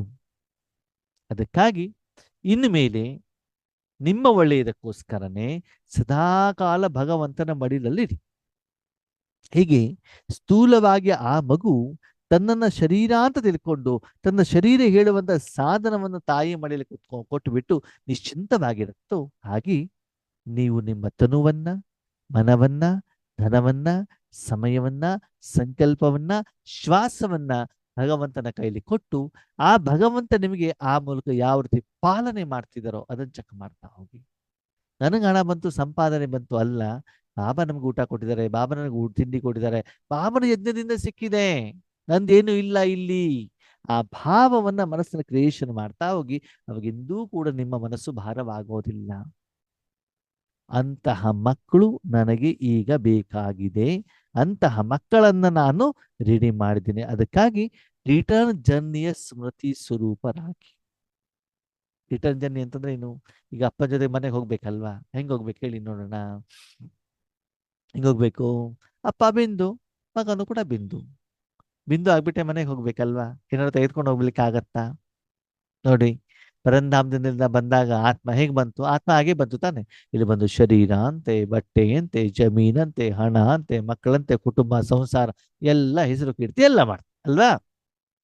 ಹೋಗ್ಬೇಕು ಅದೇನ್ ಮಾಡ್ತಾರೆ, ಒಂದು ದೊಡ್ಡ ಟ್ರೈನ್ ತಗೊಂಡು ಅದ್ರಲ್ಲೆಲ್ಲ ಇದನ್ನ ಹಾಕೊಂಡ್ಬಿಟ್ಟು ಮನೆ ತಗೊಂಡು ಹೋಗತ್ತಾ ಅದು? ಇಲ್ಲ ತಾನೆ. ಹೇಗೆ ಬಂತೋ ಹಾಗೆ ನಿರಾಕಾರ ರೂಪದಲ್ಲಿ ಹೋಗತ್ತಲ್ವಾ? ಆದ್ರೆ ಹೋಗ್ಬೇಕಾದ್ರೆ ಕೆಸರನ್ನ, ಕೊಳಕನ್ನ, ಕೊಳಚೆಯನ್ನ, ಸಾಲವನ್ನ, ಟೆನ್ಷನ್ ಅನ್ನ ತಗೊಂಡು ಹೋಗ್ಬೇಡಿ. ಇದು ನಿಮ್ಮ ಲಕ್ಷಣ ಅಲ್ಲ, ಇದು ವಿದ್ಯಾರ್ಥಿಗಳ ಲಕ್ಷಣ ಅಲ್ಲ. ಅದಕ್ಕಾಗಿ ವಾಪಸ್ ಹೋಗುವಂತ ಸಮಯ ಆಗಿರುವಂತ ಕಾರಣದಿಂದ ಒಂದೊಂದನ್ನೇ ಏನ್ ಮಾಡ್ತಾ ಹೋಗ್ಬೇಕು ಇವಾಗ? ಬಿಡ್ತಾ ಹೋಗ್ಬೇಕಾಗತ್ತೆ ಆತ್ಮೀಯರೇ. ಒಂದು ದಿನ ತಂದೆ ತನ್ನ ಮಗುವನ್ನ ಸ್ಕೂಲಿಗೆ ಕರ್ಕೊಂಡು ಹೋಗ್ಬಿಟ್ಟು ಅಡ್ಮಿಷನ್ಗೆ ಬಿಡ್ತಾನೆ. ಅಲ್ಲ 5 ವರ್ಷನೋ 10 ವರ್ಷದಲ್ಲಿ ಮಗು ಏನ್ ಮಾಡುತ್ತೆ? ಶಿಕ್ಷಕರ ಜೊತೆಗೆ, ವಿದ್ಯಾರ್ಥಿಗಳ ಜೊತೆಗೆ, ಬುಕ್ಸ್ಗಳ ಜೊತೆಗೆ, ತುಂಬಾ ಜೊತೆಗೆ ವ್ಯವಹಾರವನ್ನ ಮಾಡ್ತದೆ. ಎಕ್ಸಾಮ್ ಪಾಸ್ ಆದ್ಮೇಲೆ ಅದೇ ಒಂದು ಬ್ಯಾಗ್ ಇಟ್ಕೊಂಡ್ಬಿಟ್ಟು ಅದೇ ತಂದೆ ಜೊತೆಗೆ ವಾಪಸ್ ಬರುತ್ತೆ ಮಗು, ಶಿಕ್ಷಣವನ್ನ ಪಡ್ಕೊಂಡು ಅಲ್ವಾ? ಯಾಕೆ? ಮುಂದೆ ತಂದೆ ಫ್ಯಾಕ್ಟ್ರಿಲಿ ಕೆಲಸ ಮಾಡ್ಲಿಕ್ಕೆ. ಅದನ್ನೇ ಬಾಬಾ ಇವತ್ತು ಹೇಳ್ತಾ ಇದ್ದಾರೆ, ಇಲ್ಲಿಯವರೆಗೆ ನಾನು ಶಿಕ್ಷಕನಾಗಿ ನಿಮ್ಗೆ ಶಿಕ್ಷಣವನ್ನ ಕೊಟ್ಟಿದ್ದೇನೆ, ಈಗ ಗುರುವಿನ ಪಾತ್ರ ಸ್ಟಾರ್ಟ್ ಆಗತ್ತೆ. ಈಗ ನಿನ್ನ ಮೂಲಕ ಈಶ್ವರೀಯ ಸೇವೆ ವಿಶ್ವಕ್ಕೆ ಆಗ್ಬೇಕಾಗ್ತದೆ. ತಂದೆಯ ಸಮಾನನಾಗಬೇಕು. ನಿನ್ನ ಸಮಯವನ್ನು ನನ್ನ ಕೈಲಿ ಕೊಡು. ನೀನೇನು ಪುರುಷಾರ್ಥ ಮಾಡೋದು ಬೇಡ, ನೀನೇನು ಸಾಧನೆ ಮಾಡೋದು ಬೇಡ, ನೀನೇನು ಸೇವೆ ಮಾಡೋದು ಬೇಡ, ನೀನು ತಪಸ್ ಮಾಡೋದು ಬೇಡ, ಏನು ಬೇಡ. ಕೇವಲ ಸಾಧನವನ್ನು ಮಾತ್ರ ನನ್ನ ಕೈಲಿ ಕೊಡು. ಯಾವ ಭಾವದಿಂದ? ನಿಮಿತ್ತ ನಿರ್ಮಾಣ. ಬರೀ ನಿಮಿತ್ತ ಅಷ್ಟೇ ಅಲ್ಲ, ನಿರ್ಮಾಣ ಅಂದ್ರೆ ಸರ್ವರಿಗೂ ಒಳಿತಾಗಲಿ, ಸರ್ವರಿಗೆ ಕಲ್ಯಾಣವಾಗಲಿ ಹೇಳುವಂತ ಭಾವದಿಂದ ನಿನ್ನ ಮನಸ್ಸನ್ನ ಪರಮಾತ್ಮನಿಗೆ ಕೊಡು. ಅದರ ಅವಶ್ಯಕತೆ ಇದೆ. ಇದನ್ನ ದಿನದಲ್ಲಿ ಎಷ್ಟು ಸಮಯ ನೀವು ಮಾಡ್ತೀರಾ ಹೇಳೋದನ್ನ ನಿಮಗೆ ನೀವು ಅರಿವೇ ಗುರು ಆಗಿ ತಿಳಿದುಕೊಂಡು ನಿಮ್ಮನ್ನು ಚೆಕ್ ಮಾಡ್ಕೊಳ್ಳಿ. ಈ ರೀತಿ 4 ಕಡೆಯ ಮಕ್ಕಳಿಗೆ 4 ಕಡೆಯ 3 ಸಿಂಹಾಸನಧಾರಿ. ಯಾವುದು 3 ಸಿಂಹಾಸನ? ಹೃದಯ ಸಿಂಹಾಸನ, ವಿಶ್ವ ಕಲ್ಯಾಣದ ಸಿಂಹಾಸನ, ಭೃಕುಟಿಯ ಸಿಂಹಾಸನ. ಮೊದಲನೇದಾಗಿ ಭೃಕುಟಿಯಲ್ಲಿ ಕುತ್ಕೊಂಡಾಗ ನಿನ್ನ ಸೂಕ್ಷ್ಮ ಮತ್ತು ಸ್ಥೂಲ ಇಂದ್ರಿಯಗಳು ನಿನ್ನ ಮಾತನ್ನು ಕೇಳ್ತಾವ, ಚೆಕ್ ಮಾಡ್ಕೊ. ಹೃದಯ ಸಿಂಹಾಸನದಲ್ಲಿ ಕುತ್ಕೊಂಡಾಗ ಭಗವಂತನ ಶಕ್ತಿ ಪ್ರವಾಹ ಆಗ್ತಾ ಇದೆಯೋ ಚೆಕ್ ಮಾಡ್ಕೊ. ವಿಶ್ವ ಕಲ್ಯಾಣ ಸ್ಥಿತಿಯಲ್ಲಿ ಇದ್ದಾಗ ನಿನ್ನ ಮೂಲಕ ವಿಶ್ವಕ್ಕೆ ಶಕ್ತಿ ಪ್ರವಾಹ ಆಗ್ತಾ ಇದೆ, ಚೆಕ್ ಮಾಡ್ಕೊ. ಈ ಸಿಂಹಾಸನದಲ್ಲಿ ಈಗಲೇ ಕೂತ್ಕೊಳ್ಬೇಕು ನೀನು. ಸ್ವರಾಜ್ಯ ಅಧಿಕಾರಿ ಮಕ್ಕಳಿಗೆ ಅಂದ್ರೆ ನೀವು ಯಾವಾಗ ವಿಶ್ವ ಕಲ್ಯಾಣಕ್ಕೆ ನಿಮಿತ್ತರಾಗ್ತಿರೋ ಆ ದಿನ ಪೂರ್ತಿ ಏನಾಗ್ತದೆ? ವಿಶ್ವ ಕಲ್ಯಾಣಕ್ಕೆ, ವಿಶ್ವಕ್ಕೆ ಬೇಕಾಗಿರೋ ಒಂದೆಲ್ಲ ಶಕ್ತಿಯನ್ನ ನಿಮ್ಮ ಮೂಲಕ ಭಗವಂತ ಕೊಟ್ಟಿರೋದಕ್ಕೆ ಆದ್ರೆ ನಿಮ್ಗೆ ಯಾವುದೇ ರೀತಿ ವಿಘ್ನಗಳು ಬರೋದಿಲ್ಲ. ಅವಾಗ ಕರ್ಮೇಂದ್ರಿಯಗಳು, ಮನೆಯವರು, ಮಕ್ಕಳು ಎಲ್ಲರೂ ನಿಮ್ಮ ಮಾತನ್ನು ಕೇಳ್ತಾರೆ. ಎಲ್ಲಿಂದನೂ ಲೆಕ್ಕಾಚಾರಗಳು ಬರ್ತಾ ಇದ್ದಾವೆ ಅಂತಂದ್ರೆ ಏನ್ ಪೇಮೆಂಟ್ ಮಾಡಬೇಕು ಅದು ನಾವು ಮಾಡಿಲ್ಲ ಅಂತ ಅರ್ಥ. ಕೆಲವೊಂದ್ಸಲ ಏನಾಗುತ್ತೆ ಗೊತ್ತಾ ಆತ್ಮೀಯರೇ, ಮಜಾ ಏನು ಅಂತಂದ್ರೆ, ನಾವು ಜನ್ಮ ಕೊಟ್ಟಿರುವಂತ ಮಕ್ಕಳು ಅವ್ರು ರಾತ್ರಿ ನಿದ್ದೆ ಮಾಡ್ತಿದ್ದಾಗ ತಾಯಿಂದರು ಎಷ್ಟೋ ರಾತ್ರಿ ನಿದ್ದೆಯನ್ನು ತ್ಯಾಗ ಮಾಡಿರ್ತಾರೆ. ಅವಾಗ ಅವ್ರು ಸುಸ್ತು ಅಂತ ಅನ್ಸೋದಿಲ್ಲ. ಇವ್ರಿಗೆ ಇಷ್ಟ ಇರುತ್ತೆ. ಯಾವಾಗಲೂ ಒಂದು ದಿವಸ ಏನಾಗ್ತದೆ ಅಂತಂದ್ರೆ ಪತಿಯವ್ರ ಕಡೆಯಿಂದ ನೆಂಟರು ಬಂದಿರ್ತಾರೆ. ಮಲಗ್ಲಿಕ್ಕೆ ಒಂದು 2 ಗಂಟೆ ಲೇಟ್ ಆಗ್ತದೆ. 10 ಗಂಟೆ ಮಲ್ಕೊಂಡು 12 ಗಂಟೆ ಮಲ್ಕೊಂಡ್ಬಿಡ್ತಾರೆ. ಅಯ್ಯೋ ನಿನ್ನೆ ರಾತ್ರಿ ನಿದ್ದೆನೇ ಬಂದಿಲ್ಲ ರೀ, ನಿದ್ದೆನೇ ಬಂದಿಲ್ಲ ರೀ, ನಿದ್ದೆನೇ ಬಂದಿಲ್ಲ ರೀ, ಅದಕ್ಕಾಗಿ ತಲೆನೋವು ಬರ್ತಾ ಇದೆ. ಯಾಕೆ ಹೇಳಿ? ಇಷ್ಟಪಟ್ಬಿಟ್ಟಿದ್ದೆ ತ್ಯಾಗ ಮಾಡಿಲ್ವಲ್ಲ, ಅದಕ್ಕಾಗಿ ತಲೆನೋವು. ತಲೆನೋವು ಇಲ್ದಿದ್ರು ಕೂಡ ಸಂಕಲ್ಪ ಬಂದಿರ್ತದೆ, ಇವತ್ತು ನನ್ನ ನಿದ್ರೆ ಸರಿಯಾಗ್ಲಿಲ್ಲ, ಇವತ್ತು ನನ್ನ ನಿದ್ರೆ ಸರಿಯಾಗ್ಲಿಲ್ಲ. ಅಂದ್ರೆ ಶರೀರಕ್ಕೆ ಎಷ್ಟು ಬೇಕೋ ಅಷ್ಟು ನಿದ್ರೆ ಕೊಟ್ಟಿಲ್ಲ ಅಂತ ನಿಮ್ಗೆ ಸಪೋರ್ಟ್ ಕೊಡಲ್ವಲ್ಲ. ಹಾಗೆ ನಿಮ್ಗೆ ಅಮೃತ ವೇಳೆ ಯೋಗ ಸರಿಯಾಗಿಲ್ಲ, ಆ ದಿನ ಯೋಗದ ಸ್ಥಿತಿ ಸರಿಯಾಗಿಲ್ಲ ಅಂತಂದ್ರೆ ಪುನಃ ಪುನಃ ಪುನಃ ಪುನಃ ಡಿಸ್ಟರ್ಬೆನ್ಸ್ ಆಗುತ್ತೆ. ಒಂದು ವಿಷಯ ಅರ್ಥ ಮಾಡ್ಕೊಳ್ಳಿ, ನಿಮ್ಮ ರಾಜಯೋಗ ಕರೆಕ್ಟ್ ಆಗಿದ್ದಿದ್ರೆ ನಿಮ್ಗೆ ಡಿಸ್ಟರ್ಬೆನ್ಸ್ ಆಗ್ಲಿಕ್ಕೆ ಸಾಧ್ಯವಿಲ್ಲ. ಓಕೆ, ಹಾಗಾದ್ರೆ ವಿಘ್ನಗಳು ಬರೋದಿಲ್ವೋ? ಪರಿಸ್ಥಿತಿ ಬರೋದಿಲ್ವೋ? ಖಂಡಿತವಾಗ್ಲೂ ಬರ್ತದೆ. ಅದಕ್ಕೆ ಸರಿಯಾಗಿ ಪೇಮೆಂಟ್ ನಿಮ್ಮ ಇರ್ತದೆ. ನಿಮ್ಮ ಸ್ಥಿತಿ ಡಿಸ್ಟರ್ಬೆನ್ಸ್ ಆಗೋದಿಲ್ಲ. ಸಾಲಗಾರ ಬರ್ತಾರೆ, ಪೇಮೆಂಟ್ ಮಾಡ್ತೀರಿ ನೀವು ATM ಮೂಲಕ. ಓಕೆನಾ? ಡಿಸ್ಟರ್ಬೆನ್ಸ್ ಆಗ್ತಾ ಇದೆ ಅಂದ್ರೆ ಎಷ್ಟು ಬೇಕೋ ಆ ರೀತಿ ನಮ್ಮಲ್ಲಿ ಯೋಗದ ಶಕ್ತಿ ಇಲ್ಲ ಅಂತ ಅರ್ಥ ಮಾಡ್ಕೊಂಡು ಅವಾಗ ಯೋಗದ ಶಕ್ತಿಯನ್ನು ಏನ್ ಮಾಡಬೇಕು, ಚೇಂಜ್ ಮಾಡ್ಕೊಳ್ಬೇಕೇ ಹೊರತು ಯಾರನ್ನೂ ದೂಷಣೆ ಮಾಡೋದಿಲ್ಲ. ಈ ರೀತಿ ಆದಾಗ ಸ್ವರಾಜ್ಯ ಅಧಿಕಾರಿ ಅಂತಂದ್ರೆ ನಿಮ್ಮ ತನು, ಮನ, ಧನ, ಜನ, ಲೌಕಿಕ ಅಲೌಕಿಕ ಎಲ್ಲರೂ ಕೂಡ ನಿಮ್ಮ ಮಾತನ್ನ ಕೇಳ್ತಾರೆ. ಕೇಳುವಾಗ ನಿಮ್ಮಪ್ಪ ನೋಡ್ಕೊಳ್ತಾನೆ. ಸದಾ ಬಾಬ್ ದಾದಾರವರಿಗೆ ರಿಟರ್ನ್ ಕೊಡೋದ್ರ ಮೂಲಕ ಬಾಪ್ ಸಮಾನ್ ಬನ್ನೇ ವಾಲೆ ಅಂತಂದ್ರೆ ಅಲ್ಲಿ ಕೇವಲ ಬಾಬನಿಗೆ ಜಾಗ ಕೊಡಿ, ನೀವು ಬೇರೆ ಏನೂ ಮಾಡೋದು ಬೇಡ. ಅವನ ಕೆಲಸ ಮಾಡ್ಲಿಕ್ಕೆ ಬಿಡಿ ಅಷ್ಟೇ. ಅವನ ಕೆಲಸ ಮಾಡ್ಬೇಕು, ಮತ್ತೆ ನೀನೇನು ಮಾಡ್ತಿದ್ಯಾ ಅಂತ ನೋಡ್ಲಿಕ್ಕೆ ಹೋಗ್ಬೇಡಿ. ಹಿಂಗೆ ಮಾಡು ಅಂತ ಅವನಿಗೆ ಡೈರೆಕ್ಷನ್ ಕೂಡ ಕೊಡಬೇಡಿ. ನನಗೆ ಇದು ಬೇಕು ಅಂತ ಬೇಡ್ಲಿಕ್ಕೂ ಹೋಗಬೇಡಿ. ಅವನಲ್ಲಿ ಇದ್ದಾನ ಮಾಡ್ತಿದ್ದಾನೆ, ಸುಮ್ಮನೆ ಇದ್ಬಿಡಿ ಅಷ್ಟೇ. ಬಾಪ್ ಸಮಾನ್ ಅಂತಂದದ್ದು ಯಾವುದೇ ಕಂಡೀಷನ್ಗಳಿಲ್ದೇನೆ, ಯಾವುದೇ ನಿಯಮಾವಳಿಗಳಿಲ್ದೇನೆ, ಯಾವುದೇ ಬೇಡಿಕೆಗಳಿಲ್ದೇನೆ, ಯಾವುದೇ ಇಚ್ಛೆಗಳಿಲ್ಲದೇನೆ ಬಾಬ್ ದಾದಾರವರಿಗೆ ಈ ತನುಮನುವಿನಲ್ಲಿ ಸೇವೆಯನ್ನ ಮಾಡಲಿಕ್ಕೆ, ಅವನ ಕಾರ್ಯವನ್ನ ಮಾಡಲಿಕ್ಕೆ ನಾವು ಏನ್ ಮಾಡ್ಬೇಕು, ಅವಕಾಶವನ್ನ ಕೊಡಬೇಕಾಗ್ತದೆ. ಯಾಕಂದ್ರೆ ಅದು ಅವಂದೇ, ನಮ್ದಲ್ಲ. ಸದಾ ರಿಟರ್ನ್ ಜರ್ನಿಯ ಸ್ಮೃತಿಯಲ್ಲಿರುವಂತಹ ಅಂತಂದ್ರೆ ಬಾಬಾ ಹೇಳ್ತಾರೆ, ನೋಡು ಮಗು, ನಾನು ಇಷ್ಟು ವರ್ಷ ಅವಕಾಶ ಕೊಟ್ಟೂನು ಕೂಡ ನಿನ್ನ 63 ಜನ್ಮದ ಸಾಲ ಇನ್ನೂ ತೀರಿಸ್ಕೊಂಡಿಲ್ಲ ನೀನು. 21 ಜನ್ಮಕ್ಕೆ ಏನು ಬೇಕೋ ಅದನ್ನು ಕೂಡ ಸಂಪಾದನೆ ಮಾಡ್ಕೊಂಡಿಲ್ಲ. ಈಗ ನೀನು ಮಾಡೋದು ಬೇಡ, ನಾನು ಸ್ವತಃ ನಾನು ಬಂದ್ಬಿಟ್ಟು ಮಾಡ್ತೇನೆ ಅಂತ ಈಗ ಕೊನೆ ಅವಕಾಶವನ್ನು ಕೊಟ್ಟಿದ್ದೇನೆ. ಈಗಲೂ ನೀನು ಮಾಡೋದಿಲ್ಲ ಅಂತಂದ್ರೆ ನಾನೇನು ಮಾಡ್ಲಿಕ್ಕೆ ಆಗೋದಿಲ್ಲ. ಈಗ ನಾನು ಎಲ್ಲಾ ಜ್ಞಾನವನ್ನ ಕೊಟ್ಟು ನೀನು ಮಾಡುವಂತ ಸಲಹೆ ಸೂಚನೆ ಶ್ರೀಮತವನ್ನ ಕೊಟ್ಟಿದ್ದೇನೆ, ಸಹಯೋಗವನ್ನು ಕೊಟ್ಟಿದ್ದೇನೆ. ಅದು ನೀನು ಮಾಡ್ಲಿಕ್ಕೆ ಆಗಿಲ್ಲ, ಲಾಸ್ಟ್ ಆಪ್ಷನ್ ನನಗೆ ಕೊಟ್ಬಿಡು, ನಾನೇ ಮಾಡ್ತೀನಿ ಅಂತ ಹೇಳ್ತಾ ಇದ್ದೇನೆ. ಈಗಲೂ ನೀನು ಮಾಡಿಲ್ಲ ಅಂತಂದ್ರೆ ನಾನು ಮನೆಗೆ ಹೋದ ಮೇಲೆ ನಿನಗೆ ಕೆಲಸನೂ ಇಲ್ಲ, ನಿನಗೆ ಜಾಬೂ ಇಲ್ಲ. ಆವಾಗ ನಿನ್ನ ಹತ್ರ ಇರುವಂಥದ್ದು ಕರ್ಮದ ಲೆಕ್ಕಾಚಾರದ ಅನುಸಾರ ಶಿಕ್ಷೆ ಅನುಭವಿಸೋದು ಒಂದೇ ಇರ್ತದೆ ಬಿಟ್ಟರೆ ಬೇರೆ ಏನು ನಿನ್ನ ಹತ್ರ ಇರೋದಿಲ್ಲ. ಇದು ನಾನು ಕೊಡುವಂತ ಕೊನೆಯ ಅವಕಾಶ ಅಂತ ನಾನು ಹೇಳ್ತಾ ಇಲ್ಲ, ಮುರಳಿಯ ಮೂಲಕ ಭಗವಂತ ತಿಳಿಸ್ತಾ ಇದ್ದಾರೆ. ಸ್ವತಃ ನಾನೇ ಮಾಡ್ತೀನಿ ಅಂತ ಹೇಳ್ತಿದ್ದಾರೆ ಕೊನೆಯ ಅವಕಾಶ. ಈ ರೀತಿ ಸ್ಮೃತಿ ಸ್ವರೂಪ ಮಕ್ಕಳಿಗೆ ಸದಾ ಸಂಕಲ್ಪ, ವಾಣಿ ಮತ್ತು ಕರ್ಮದಿಂದ ಫಾಲೋ ಫಾದರ್ ಮಾಡುವಂತ ಪ್ರತಿಯೊಂದು ಮಗುವಿಗೂ ಬಾಬ್ ದಾದಾರವರು ತುಂಬಾ ತುಂಬಾ ತುಂಬಾ ತುಂಬಾ ಪ್ರೀತಿ. ಅಂದ್ರೆ ಕೊನೆಯ ಸ್ಥಿತಿ ಯಾವುದು, ನಿರಾಕಾರಿ. ನಾನು ಆತ್ಮ ಮಾಡ್ತಿದ್ದೇನೆ, ನನ್ನ ಮೂಲಕ ಮಾಡ್ತಿದ್ದೇನೆ ಅನ್ನೋ ಭಾವನೂ ಕೂಡ ಬರಬಾರ್ದು. ಆತ್ಮನೇ ಇಲ್ಲ ಅಂತಂದ್ಮೇಲೆ ಇನ್ನು ತನು ಮನ ಧನ ಹೇಳೋದು ಎಲ್ಲಿಂದ ಬಂತು? ಅಲ್ಲಿ ಬಾಬಾ ಇದ್ದಾರೆ. ಆ ಸ್ಥಿತಿಗೆ ಪ್ರಕೃತಿಯಲ್ಲಿ ಬಾಬಾ ಇದ್ದಾರೆ, ಅವ್ರು ಮಾಡ್ತಿದ್ದಾರೆ ಅಂತ ಸ್ಮೃತಿಯಲ್ಲಿ ನಾವು ಸ್ವಲ್ಪ ದಿನ ಮಾಡ್ತಾ ಹೋಗ್ಬೇಕಾಗ್ತದೆ. ಮುಂದೆ ಮುಂದೆ ಆ ಅಟೆನ್ಷನ್, ಆ ಸ್ಮೃತಿನೂ ಕೂಡ ಬೇಡ. ಭಗವಂತ ಅಲ್ಲಿದ್ಬಿಟ್ಟು ಮಾಡ್ತಾ ಇರುವಂತ ಅನುಭವ ನಿಮ್ಗೆ ಆಗ್ತಾ ಇರ್ತದೆ. ಅದಕ್ಕಾಗಿ ಅಂತಿಮ ಸಮಯದ ಆ ಸ್ಥಿತಿಯನ್ನ ಏನ್ ಮಾಡ್ಕೊಳ್ಳಿ, ಈಗಿನಿಂದಲೇ ಪ್ರಾಕ್ಟೀಸ್ ಮಾಡಿ ಅಂತ ಹೇಳ್ತಾರೆ. ಅಂದ್ರೆ ಫೈನಲ್ ಪೇಪರಿಗೆ ರೆಡಿಯಾಗಿ ಅಂತ ಹೇಳ್ತಾ ಇದ್ದಾರೆ. ಈಗ ಆ ರೀತಿ ಆಗಿಲ್ಲ ಅಂತ ಬಾಬನಿಗೆ ಗೊತ್ತು. ಆಗಿ ಅಂತ ಅವಕಾಶವನ್ನ ಕೊಡ್ತಾ ಇದ್ದಾರೆ. ಮತ್ ಸಮಯ ತುಂಬಾ ಕಡಿಮೆ ಇದೆ ಅಂತಾನು ಕೂಡ ಹೇಳ್ತಾ ಇದ್ದಾರೆ. ಸರಿ, ಅಚ್ಚ, ಓಂ ಶಾಂತಿ.